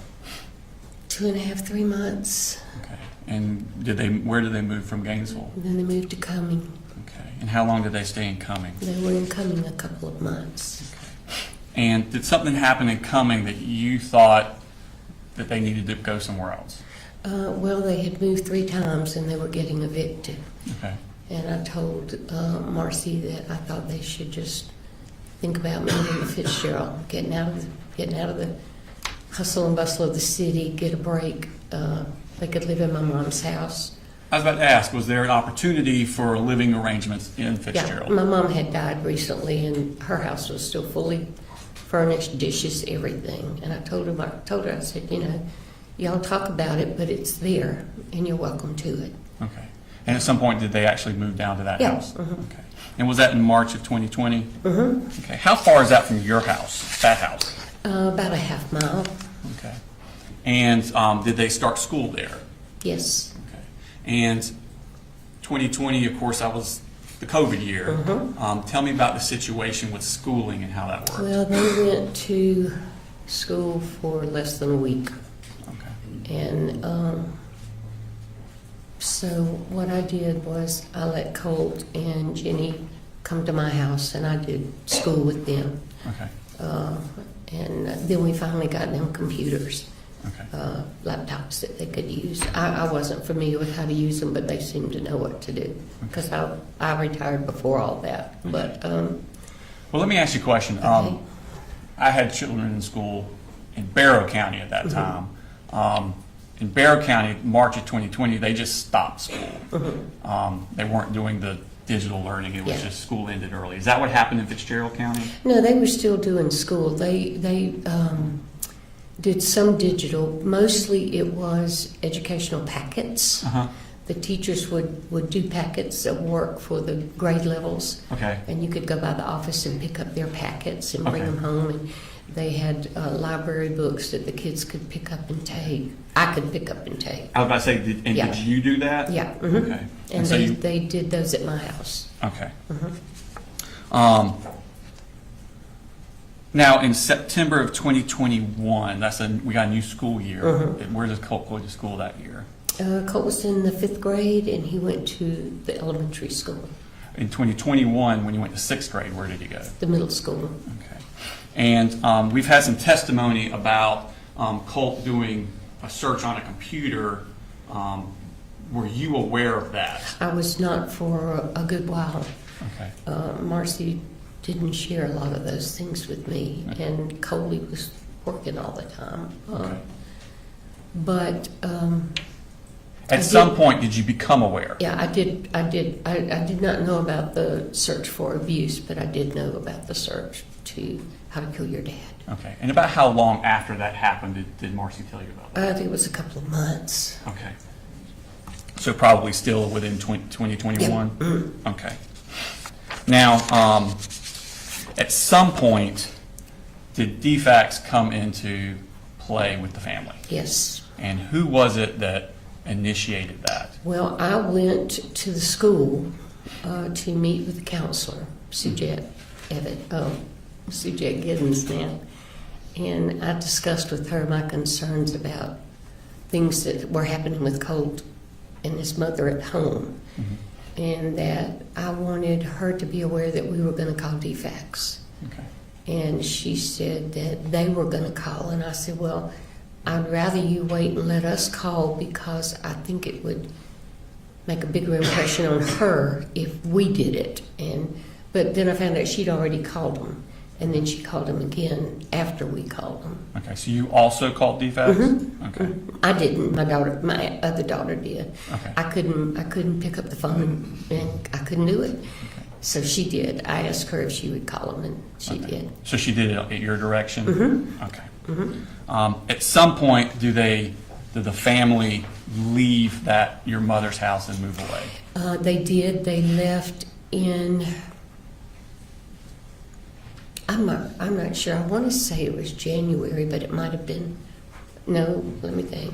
I got some notes here. Let me look. Okay. Maybe I can remember. They went back to Jefferson. I've got November here. Okay. So would it have been the same?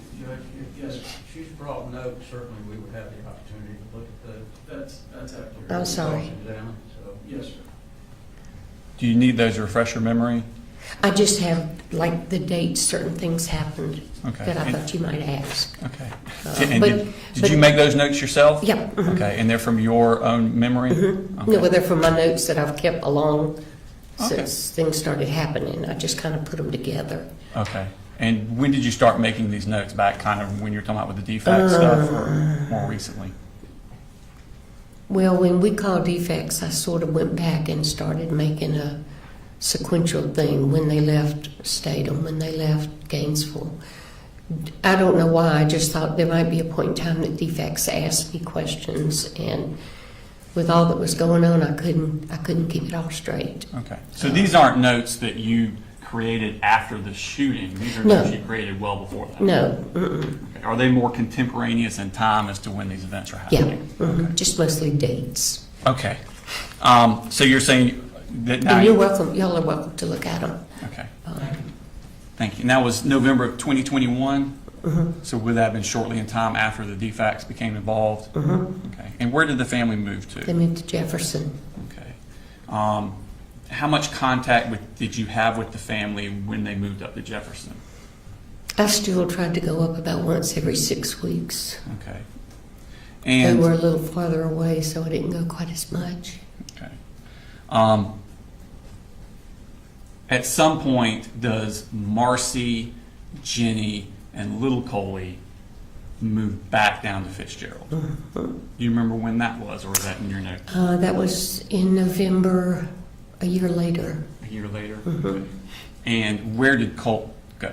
Colt wanted to stay with his dad. Okay. I told him he was welcome to come, but I think he wanted to stay with his dad because his mom and the other two would not be there. Okay. You know, it'd be a little calmer. Okay. So At least that's what he told me.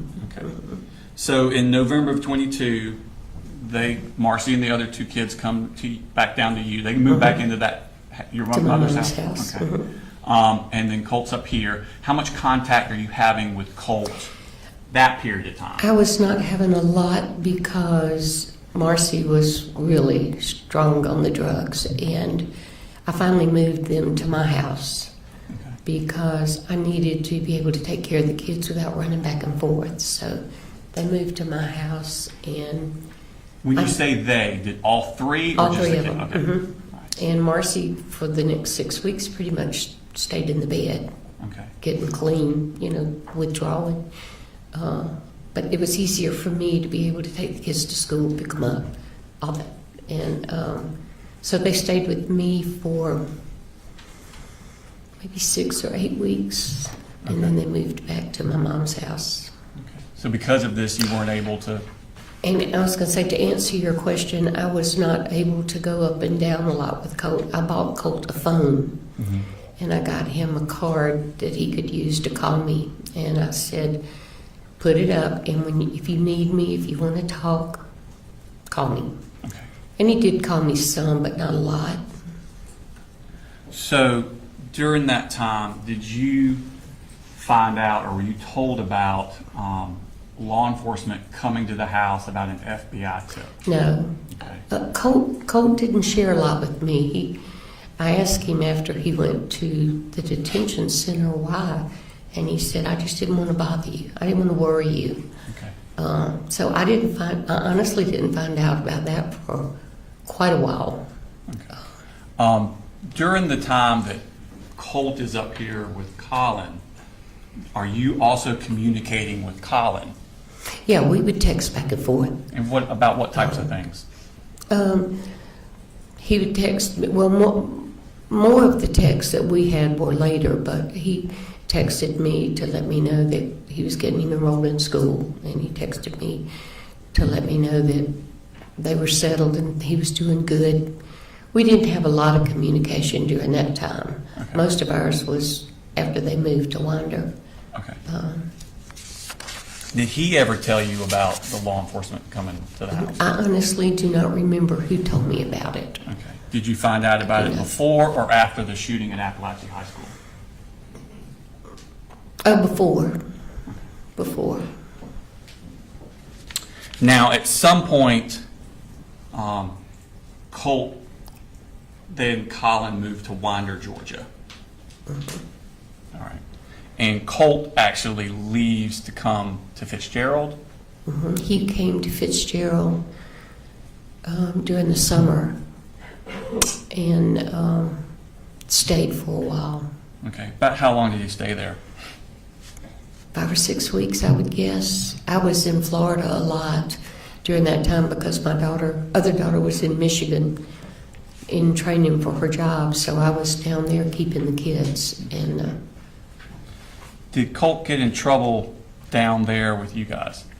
he did. Tell us about that. I was not there.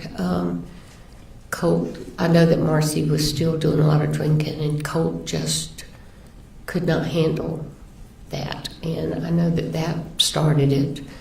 I know that she called my husband and had him come over. He called the police. What was the purpose of calling the police? What had happened? Well, I think Marcy told him that Colt had hit her, but I'm not sure about that. But something happened with them. They got into an altercation. Was Colt damaging property in the house? He did, apparently. He cut holes in the couch. But I have to tell you, this all took place while I wasn't there, so I never saw any of it. Did you see the happen. damage to the couch? I saw the cuts to the couch. Okay. And what was he cutting the couch with? I don't know. I would assume a knife. It looked like slit marks. Okay. Marcy and I were not on the most conversational level at that point. Did you have tensions with you and Marcy? Uh-huh. Okay. Did Colt ever do anything to hurt himself while he was down there? He did. I did not know about it, and I did not see it until Colt showed it to me and at the juvenile center. And what did he show you? He showed me the places that he had cut himself. Okay. And that happened down there in Fitzgerald? Down there. Mm-hmm. Okay. So he came and stayed with us for a few days, and then I think, if I remember correctly, Coley and I met halfway, Okay. and he got him. Okay, so at some point he goes back to live. Now you say Coley. Do you refer to Colin Gray as Coley? Yeah. Okay. I'm Just sorry. No, not your. Yeah. Whatever you call him is fine. I just want everybody else to know who Yeah. you're referring to. Yeah. Okay. So you took Colt halfway up to Winder. Mr. Gray came down and met Yeah, y'all. I think that's what happened. Okay. I know at one point we did that, but I'm not sure if that was the time we did it. Okay. Moving your attention further to October 13th of 2023, what happened then? That was when DFACS tested Marcy Okay. for drugs. Where were you at that time? My husband and I were in Virginia. Okay. I called DFACS and told them that we were going to be out of town for a week. Mm-hmm. And it was the first time I'd left the kids for that length of time. And I asked them if they would please do a check, just to make sure the kids were okay. Okay. And they did. And So. they tested her for drugs? Mm-hmm. Okay. Yeah. When you got back, how long was it before you got back after that day? That was the 13th. I think we came home like the 15th. Okay. Colin had just come and gotten the kids. I was about to say, the kids were already gone by the Yeah. time you got back? Okay. And as far as you understood, the kids had moved up to Winder with Mr. Okay. How did Marcy take that? Well, she was not happy about it. Okay. And did that come to a head in November? Yeah. Tell me about what happened there. Marcy got, I don't know what she was taking, but I had been at Annie's with the kids. That's your other daughter? Yeah. And I was coming home, and when I got home, she asked me to walk outside with her, and I did, and she said, get in the car. And I said, where are we going? And she said, just get in the car. I said, no, I'm not getting in the car. And I said, where do you want to go? And she said, I'm going to Winder. When she refers to the car, whose car is she talking She about? was talking about my car. Okay. Does she have a car? She did, but I found out later that hers didn't have any gas in it. Okay. So I told her no, that I was not going to get in the car and I was not going to Winder. And she said, I'm going up there and I'm going to kill him. I said, no, you're not. You're not going up there. You're not going to kill him. You're not going to traumatize your children. You're staying here. And I turned around and went back in the house. And she followed me back in the house. And she had a fire burning. And we found out later that she had burned, my younger daughter was a soccer player. She had burned all of her soccer jerseys, all of her pictures, all of her personal things in the fireplace. And then she went in our office and called me in there, and there was a chair sitting there with a blanket on it. She said, I want you to sit down. I said, for what? And she said, I know you're going to call the police as soon as I leave, and I'm not going to let you do that. So I sat down and she taped me. And I didn't fight her because I have worked with emotionally disturbed children long enough to know that when somebody's in that state, you don't get physical with them. And I was not going to do something that would get me hurt. So she taped me up and she switched car tags and put mine on her car and left. In your car? No, she went in her car. She got money out of my wallet to Okay. put gas in it. Okay, so she put your tag on her car, took money from you to buy gas, and then She switched the tags because her tag had been flagged. And I didn't find that out until later. I didn't know what was going on. I heard her banging around in the house, and then she left. how did you get free? My younger daughter called. I didn't call her when I got home. I always called her. And she started calling my phone, and I wasn't answering.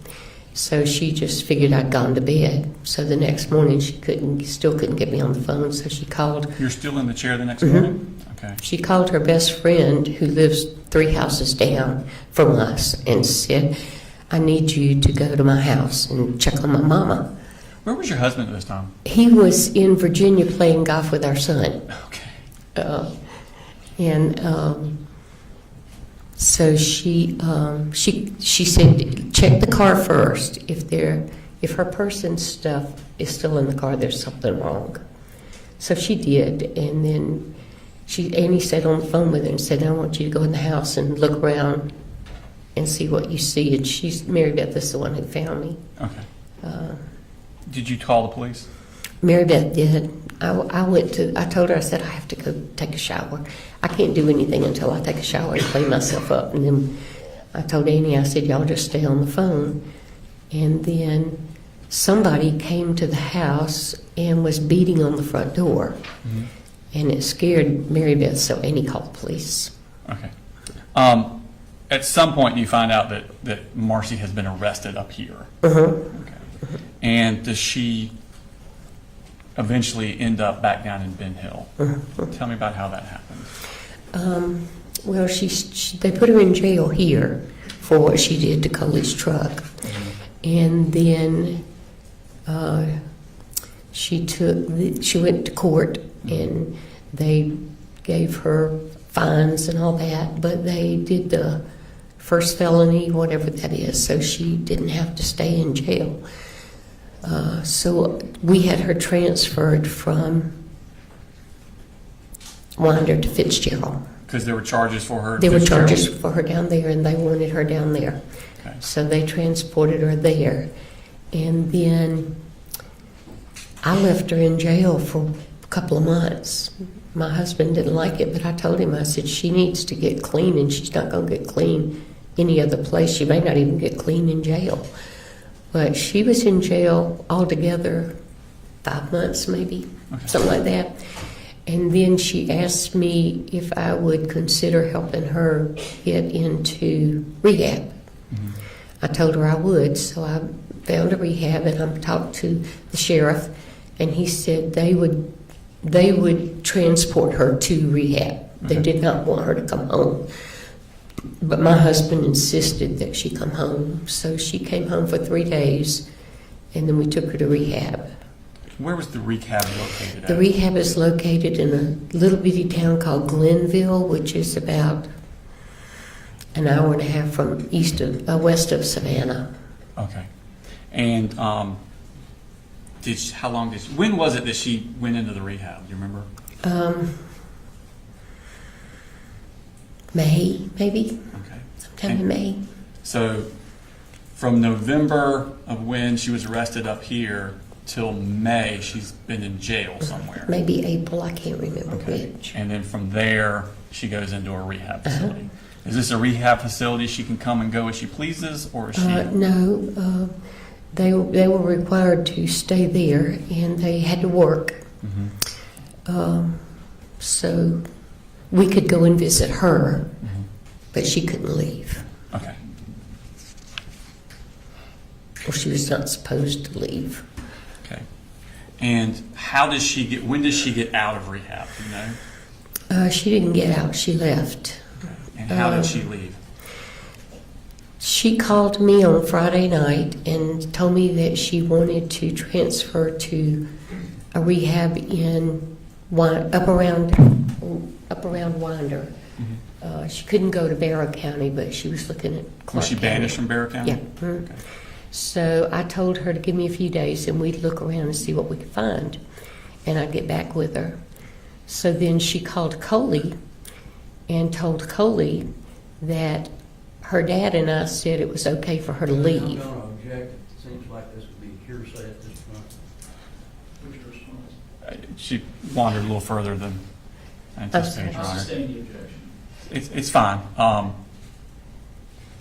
How did she get out of, who picked Coley her up? went and got her. She called him and told him that we had agreed to let her leave, so he Okay. went and got her. Okay.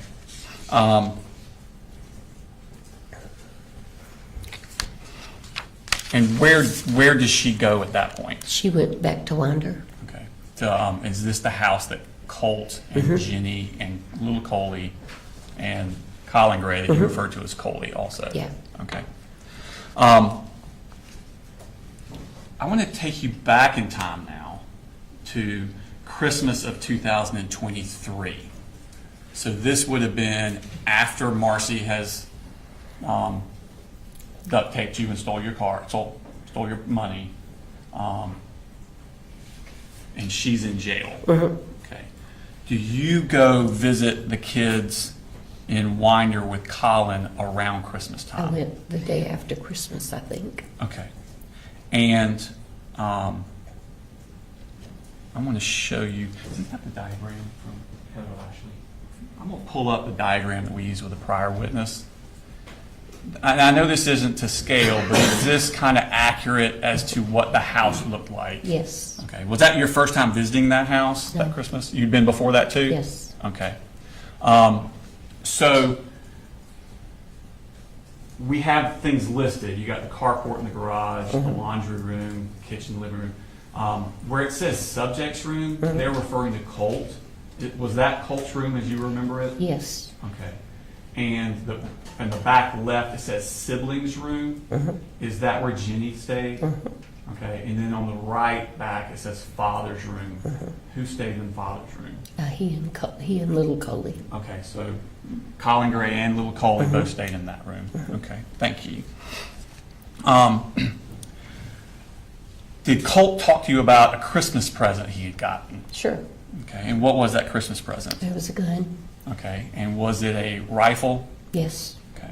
Who did you get the Christmas present from? From his dad. Okay. While you were up there, how long did you stay up there at Christmas time? I don't know, 3 or 4 days. I usually stayed 4 or 5 days. Okay. Where was the gun kept at that time? I honestly don't know. He came out into the living area with it and went back down the hall, but I didn't follow him, so I don't know if it was in his room or in Coley's room Okay. at that time.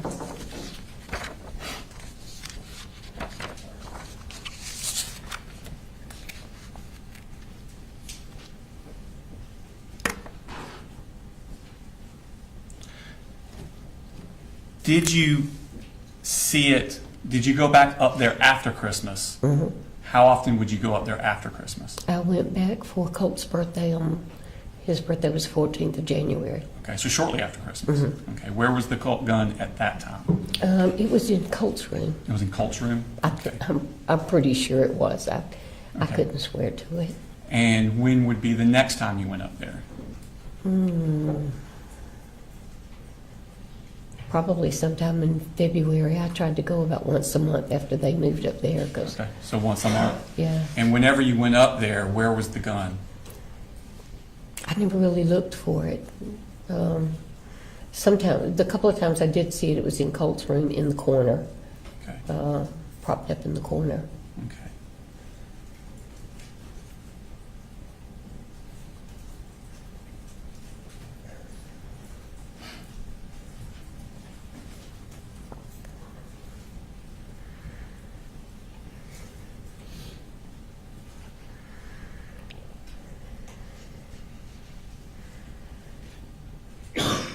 Do you remember giving a statement to an investigator with the Bexar County Sheriff's Office on September 9th of 2024?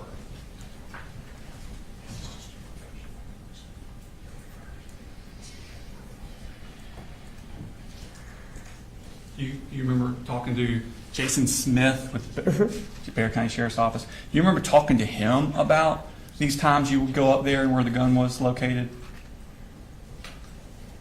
I talked to so many of them, I don't remember what I said to which one, Okay. honestly. If I were to show you a transcript of that, would it refresh your memory? I'm sure it would. Okay. Starting around here, read all the yellow down. All of it. Yes, ma'am. Just read it yourself. See if it refreshes your memory.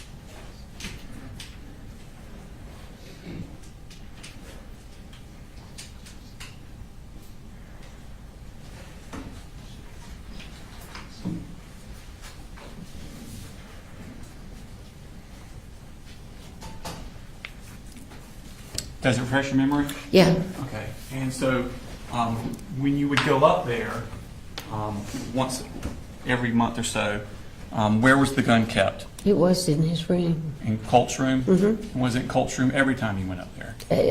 According to that, it does, and I'm sure that's a lot fresher memory than I've got now. Okay. So I do when know you it say was in according to his that, room you're most of the talking time. about your statement to, Yeah.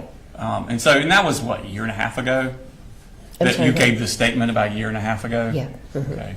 And then so what you're talking about is 2 years ago? Yeah. Okay, or 3 years ago. So whatever's in here is more accurate? Mhm. Okay. Oh, absolutely. And so if it says, every time I went up there, I saw it in Colt's room, that would be what you believe to be accurate? Mhm. I need you, I'm sorry. I just Yes, need you to I'm say yes. sorry. It's just because she's writing it down. That's I mean, okay. we all know I'm what sorry. that means, but it's for the I'm record. sorry. I'm sorry.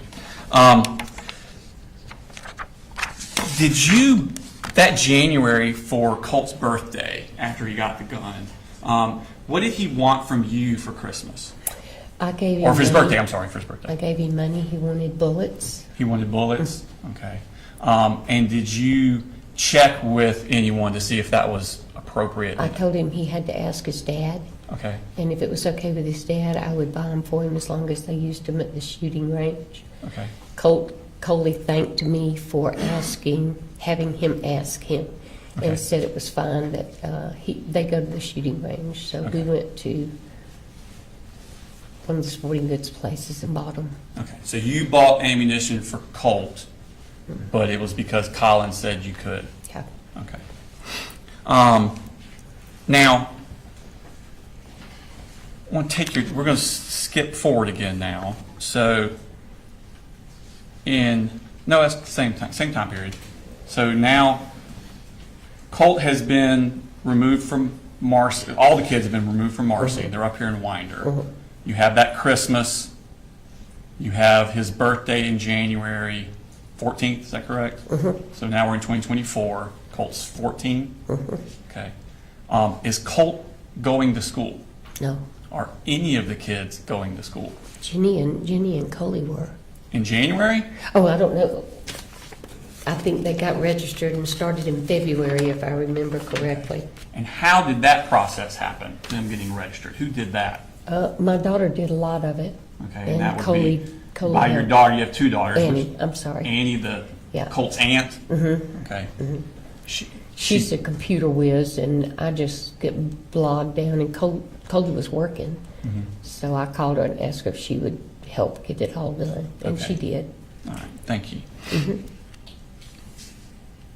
Now, so when Annie's registering, she's registering all three kids?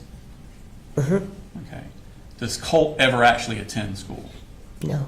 Okay.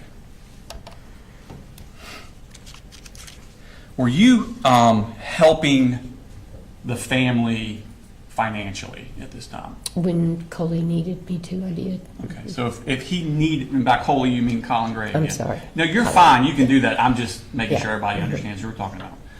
You just talk like you normally talk, I'm not trying to correct you. But you're talking about Colin. If he needed something money-wise, food for the kids, light bill, rent, anything, could he ask you? Yeah. And did he routinely ask you? He asked me several times. Okay. Yeah. And did you always come through? Mhm. Okay. But I'm sorry. That's fine, thank you. So, now, let's fast forward to, we've gone through the summer. Marcy is now up here. She's left rehab, she's up here. How did Colt get enrolled in school that time? He was already enrolled. You mean for the For ninth grade? Apalachee, for Apalachee, Oh. that school year. I don't know. I just assumed that the paperwork from the middle school would transfer over to the high school. So you're not aware of how that happened? Okay, that's fine. Now, I want to take your attention to Thursday, August 15th. And just to set the stage, and Marcy's up here, right? Is that correct? Okay. Do you get a call from Colt about Marcy? Do you know what I'm talking about? I do. Okay, tell me about that. Colt called me, I want to say it was during the night, and he said, Mamu, I don't know what's wrong with my mother, but you need to come and get her. We'll have to object unless they plan on bringing Colt in to testify. All right, so there's a hearsay objection. What's your response? Your Honor, it's not for the truth of the matter asserted. He's asking her to come get his mother, and so it's why did she do what she did next? Well, Judge, the truth of the matter asserted is, it doesn't cover everything. We can't get into everything just because they're not going to say it's not truth. There's got to be some limitations. Your Honor, there are lots of limitations, and I'm not going into those limitations. I can't assess without knowing what the statement is. Your Honor, the statement she said was that he asked her to come get his mother. And her next thing she's going to talk about is going up there to get the mother. So the reason for the statement is to explain why she's doing what she's doing next. A request is not a statement, so therefore it wouldn't be hearsay. What's your response, Mr. Perry? My response is he can ask her, based on the conversation that you had with Colt, did you come up and get Marcy? Well, that's still me going into the contents of it, Your Honor. She's saying what Colt said. That makes the difference. Yes, except the value here are the words that are being spoken. It's what he said to her caused her to do something. It's not being offered to. He didn't give a reason. That you're not asking for a reason why. Is that right? Just that he called and said, "Come get her." I think she put something in there, but that's not, like I said, it's not the purpose of it. So I'll permit, if the response is, Colt asked me to come get her, then I'll permit that and say that's not hearsay. If there's more to it than that, then I would need to hear that. Did you get a call from Colt? Yes. Did he ask you to come get his Yes. mother? Okay. Excuse me. When he asked you, did he say anything about having a physical altercation with Marcy involving a gun? I'm sorry, yes. He did. Yes. Okay.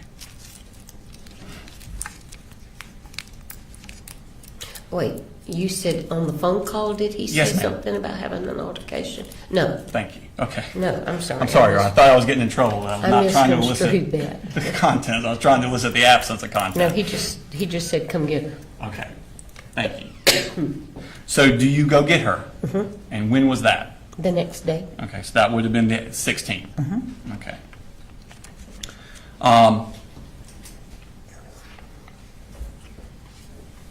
Had Colt texted you that morning while you were coming up? He did. Based on that text, where did you think Colt physically was? At school. Okay. When you arrived, who was at the house? Colt was, but we did not know it. Okay. Thank you. Who else was there? Marcy. When you say Colt was there but we did not know it, do you mean we did not know he would be there, or when you got there you still did not know he was there? I still did not know. I thought he was in school. Okay. What did you do when you got there? What were y'all doing? We went in the house, told Marcy to get her stuff together. We were going back to Fitzgerald. Okay. And did she begin packing her stuff? Okay. Did y'all help her pack? Where were you standing while she was We were packing? in Coley's room. I was sitting on the bed. Charlie was just walking around. And is that where her stuff was, in Coley's room? What she was getting at that time. Okay. Did you see Colt at all? No. You have any knowledge that he was in the house at No. that time? Okay. No, I thought he was in school, so we didn't even look. Okay. He didn't come out and say, "Hey, Mamu." Okay. Was there damage to the door to Jenny's bedroom? Okay. And I'm sorry, I will need you to say it out loud. Yes. Thank you. Was there discussion between you, your husband, and Marcy about the damage to the door to Jenny's room while you were in the house? Marcy and her daddy talked about it. Okay, thank you. When you were leaving,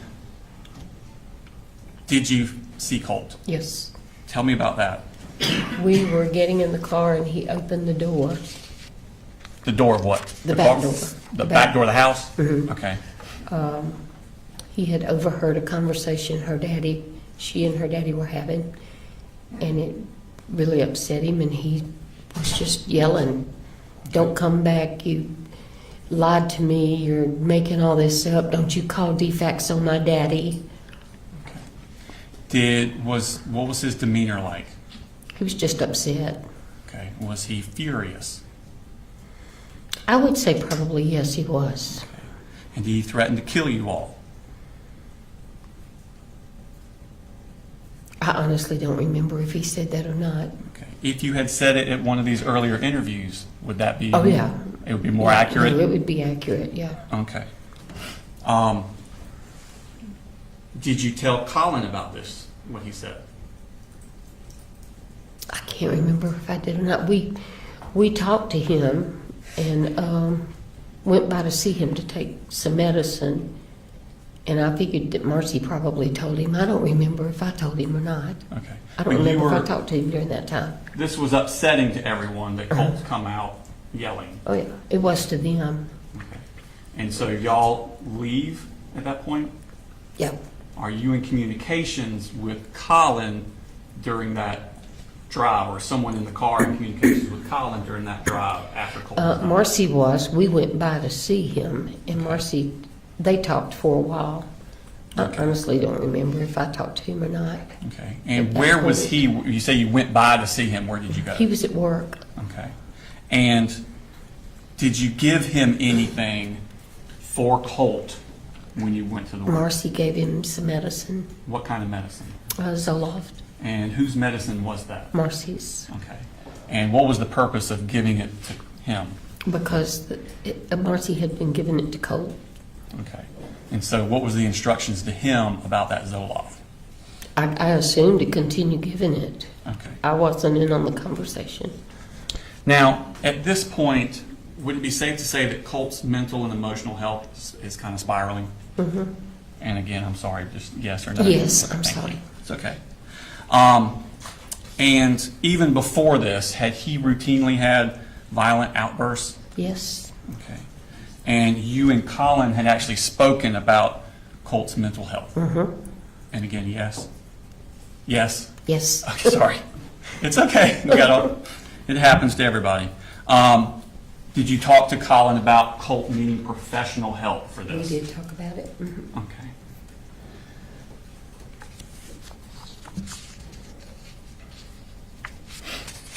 Did you tell, when you stopped off to give the Zoloft to Colin, did you tell Colin about what Colt had done when y'all were getting in the house? I didn't talk to him. You didn't talk to him? No, Okay. we stayed in the car. Marcy, he was working around in the back of the fire station. Okay. Marcy talked to him.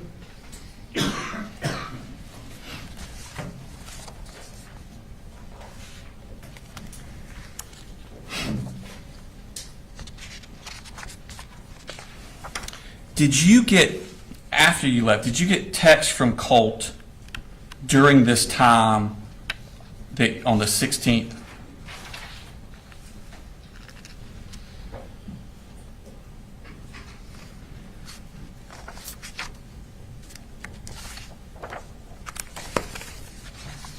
Hold on just a second.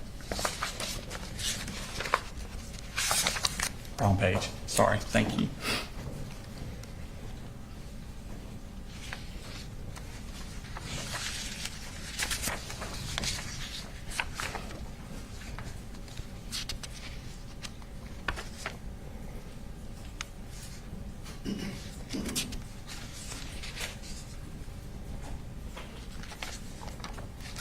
Okay. I'm going to show you what's already in the evidence in State Civic 158. These are text messages from Colt's phone to you. Colt would be where it says owner in the green, and then your grandma in the blue. Before those are published, we're going to object to those. These are text messages. Colin is not part of that text chain. They are between Colt and his grandmother. The statements that are made, we don't have an opportunity to have Colt come in and testify about what was going on, why he was saying these things. So it puts us in a pretty precarious position, especially the fact that we don't believe that Debbie ever communicated any of these things that were said to Colin. So that makes it even more of a problem. So we would object to any and all text messages that the state plans to put in. So the objection is essentially their hearsay. Your hearsay, Judge? Correct. Smith. Your Honor, if I could, I would like to lay the foundation for their accuracy, and then I will let you look through them. And once you've looked through them, then I will explain the relevance of them before I post them to the jury. Okay, so, yeah, presently don't go through the content or publish it to the jury. Have you had a chance to look through them? Do they accurately reflect the conversation you were having by text with Colt as you're on your way up and leaving the house? I'm sorry, yes? Yes. Okay, thank you. So at this time, Your Honor, you can flip through those, and then we'll go through the contents of them.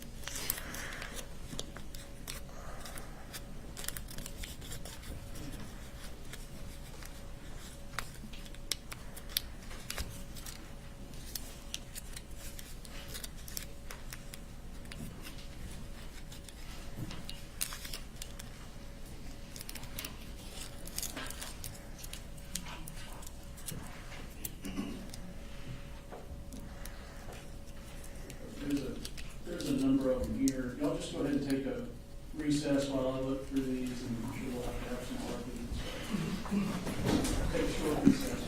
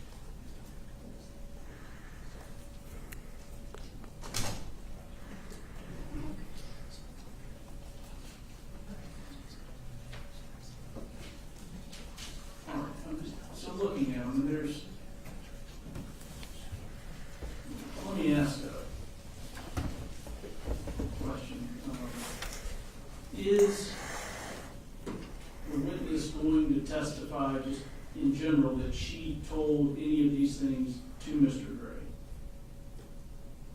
Like specifically, just. So, Your Honor, she did say that they talked about his professional help. Needing professional help, Right. They which is went- not actually in any of They these. went to Colin's work, and by they, it's her husband, and her daughter, Marcy. Things were discussed with him. She does not remember if she said or if anyone said. However, my next line of questioning is later that day, he sends her a text of a screenshot of the enlightenment counseling that he had filled out that the earlier witness testified to, which would give an inference that he is affirming to her that I am getting Colt professional help the same day that this is happening. And so the purpose of this, Your Honor, the things that happened at the house and the Zoloft, she's already testified to that, so we're not getting it in for any probative value of that. What we're getting it in is this is showing a complete, utter meltdown of Colt by text. You know, we don't have cameras of how he was acting. We have people's recollection, but this is a concrete, memorialized version of Colt's meltdown, and it shows his emotional state on August 16th, which is close in time to the shooting in Apalachee. And this is where these are loved ones that he's around and how he's acting around his family members, and the jury could use that to infer that this is Colt's state that he is in. There will be further evidence as we go along of the defendant's personal knowledge, his personal acknowledgement of these things. But at this point, this is showing the state that we're going to be talking about. So like I said, further witnesses, including officers that talk about Colin's statement that he gave to them, he references this time period and these types of things, but this is a memorialization of what we're actually talking about when people are describing Colt spiraling out of control and Colt needing help and things of that nature. So that's the purpose of this, Your Honor. Okay. Very, My turn. yes. The problem is this. He's been charged with knowing all these things. They want to put in something that he had no knowledge of. Now, let me ask, is that not something you can flesh out and explore on cross? To put those in and then say flesh it out across them, he wasn't, it's already before the jury. They already see this. They already make opinions about what they hear. Whether he knew it or not, they're going to make an opinion about, well, he must act like that all the time. So this is the problem with putting it in. There's no evidence that I know of where the statements that she's made, that she told Colin anything about the colloquy in these text messages. All of these that they're going to be putting in, there's problems with every one of them. If there's any text messages between her and Colin, that's fine, because they're parties. But we don't get an opportunity to cross-examine Colt, and that's obviously the problem. It's hearsay. It's not an exception to the hearsay, because he was never told what these say. Does it have to be an exception to hearsay? It is not hearsay if it's not offered for the truth of the matter asserted. We are offering it for the purpose of showing Colt's mental state, which is actually a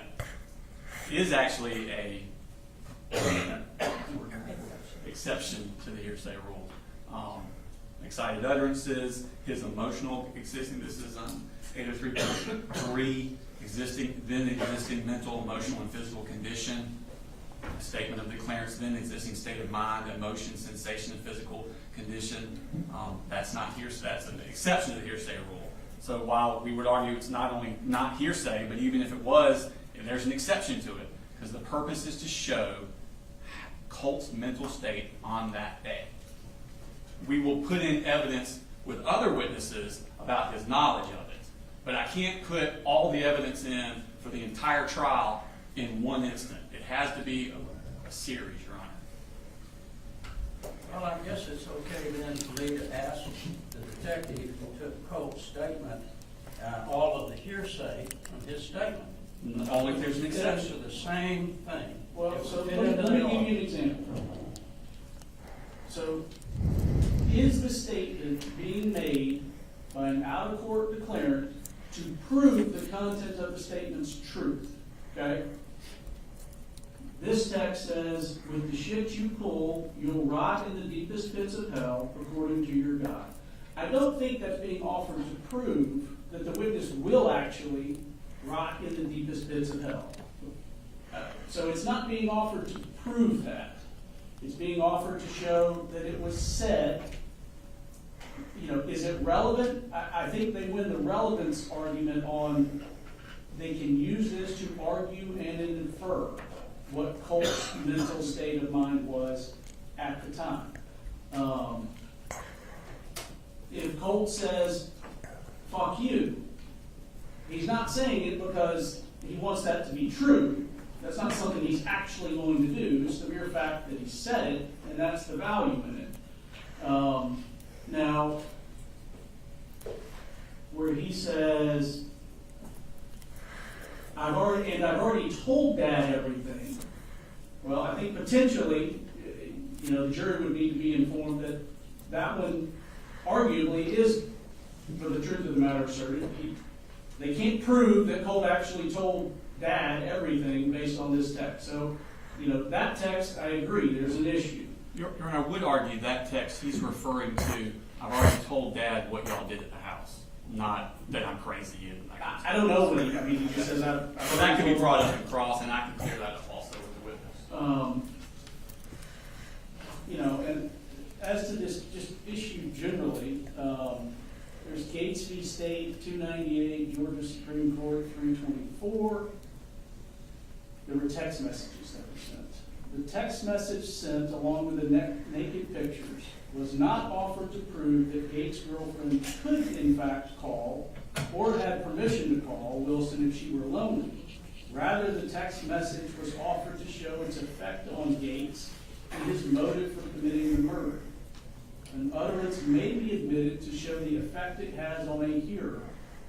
For such a purpose, the statement would not be hearsay, as it was not offered for the truth of the matter asserted, but for the effect or lack thereof on the hearer.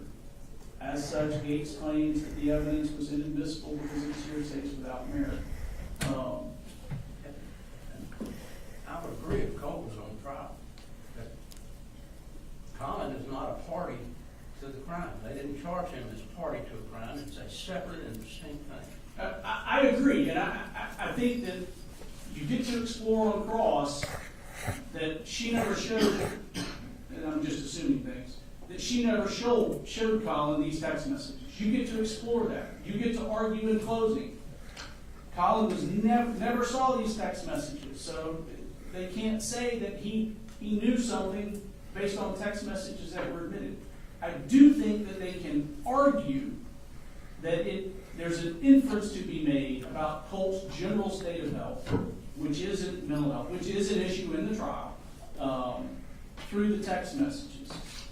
So I understand the frustration, but things like a question. So what time? A question's not making an assertion. If somebody says, what color was the car? That's not an assertion. If someone says the car is blue or was blue, that is an assertion. I just, in reading these, I don't see that they're trying to prove the truth of the content of the message.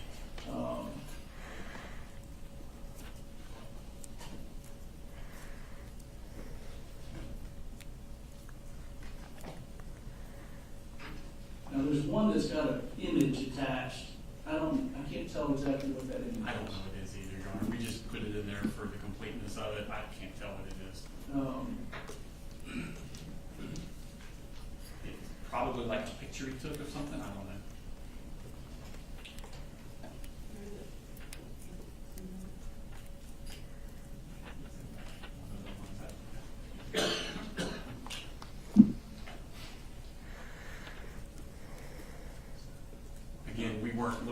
truth of the matter, so I'm not interested in what the picture is.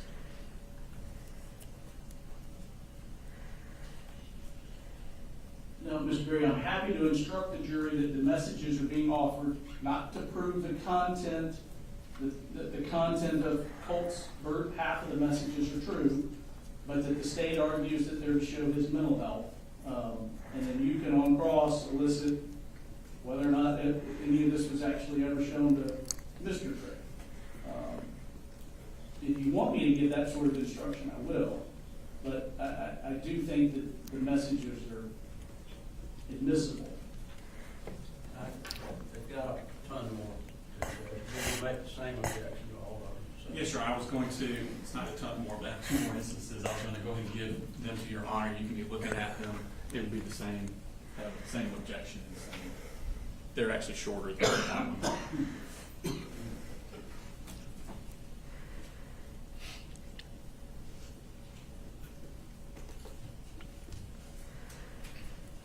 These are on different days, Your Honor.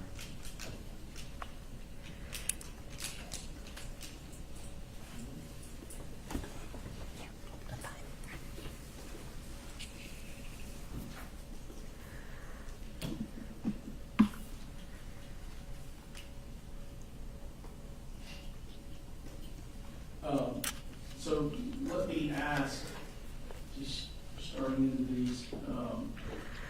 So Mr. Berry, this one is States 158. I think it's States 158. This is from Colt to the witness. You're blatantly ignoring my calls, and so I'll just say this. Ask Mama why the fuck she was drunk that one to the point where she was literally passing out. After Dad told her he didn't want to drink any of that Jack Daniels he got from a coworker for his birthday, and then he lied to me saying that she was just tired. Do you want that one out?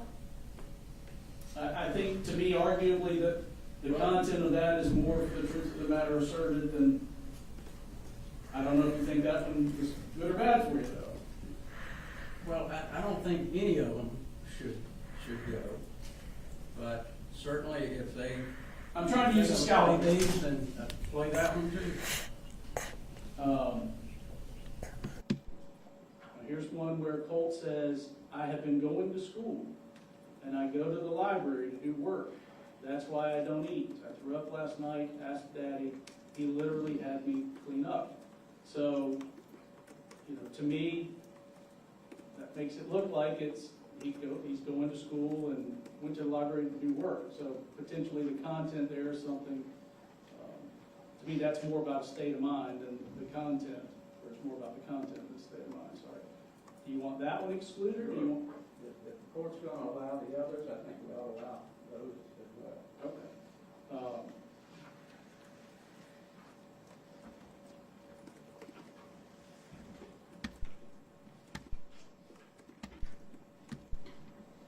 All right, so just generally then, I know you don't like the ruling, but your position is for the subsequent sets that have been handed here, based on my ruling on 158, the text with Colt, grandmother, you want the others admitted. Is there any limiting instruction that you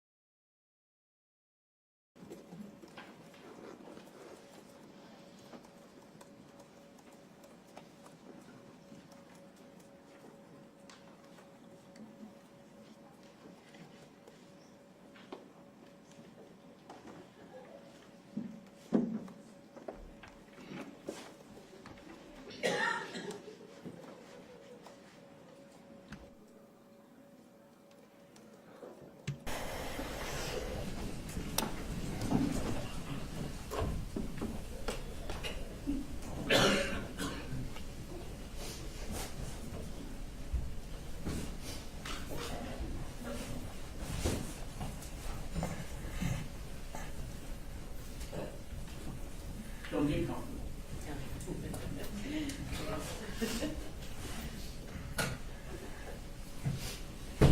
All right. Much of the trial has been incredibly smooth, and probably going quicker than people anticipated, but we're hitting points where we're having evidentiary issues that we're just having to work through. There's some more of those on the horizon that we're going to try and address at the lunch hour, which is going to result in just a longer lunch. So why don't you all plan on taking a lunch recess till 12:35? I'm sorry, 1:35. 1:35, and then waiting longer. Sorry. All right. So, be in lunch till 1:35.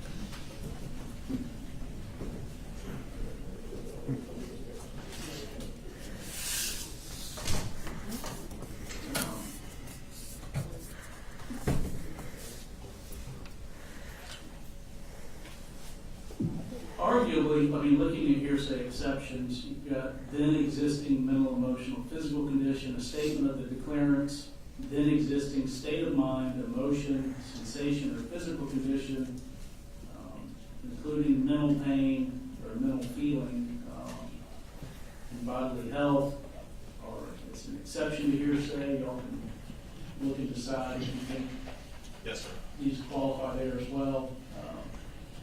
What time do you want me back on the bench? We're ready to go with this. I'm sorry, I don't have the next witness. It's not yeah, I mean, probably 1:20. I don't feel like we'll have as much of a disagreement. We're pretty reasonable. I'll take the bench at 1:50. I was like, Come on, man. I'll take the bench at 1:50. I think they said Ms. Hall would be more reasonable. That hurts my feelings. Good cop, bad cop.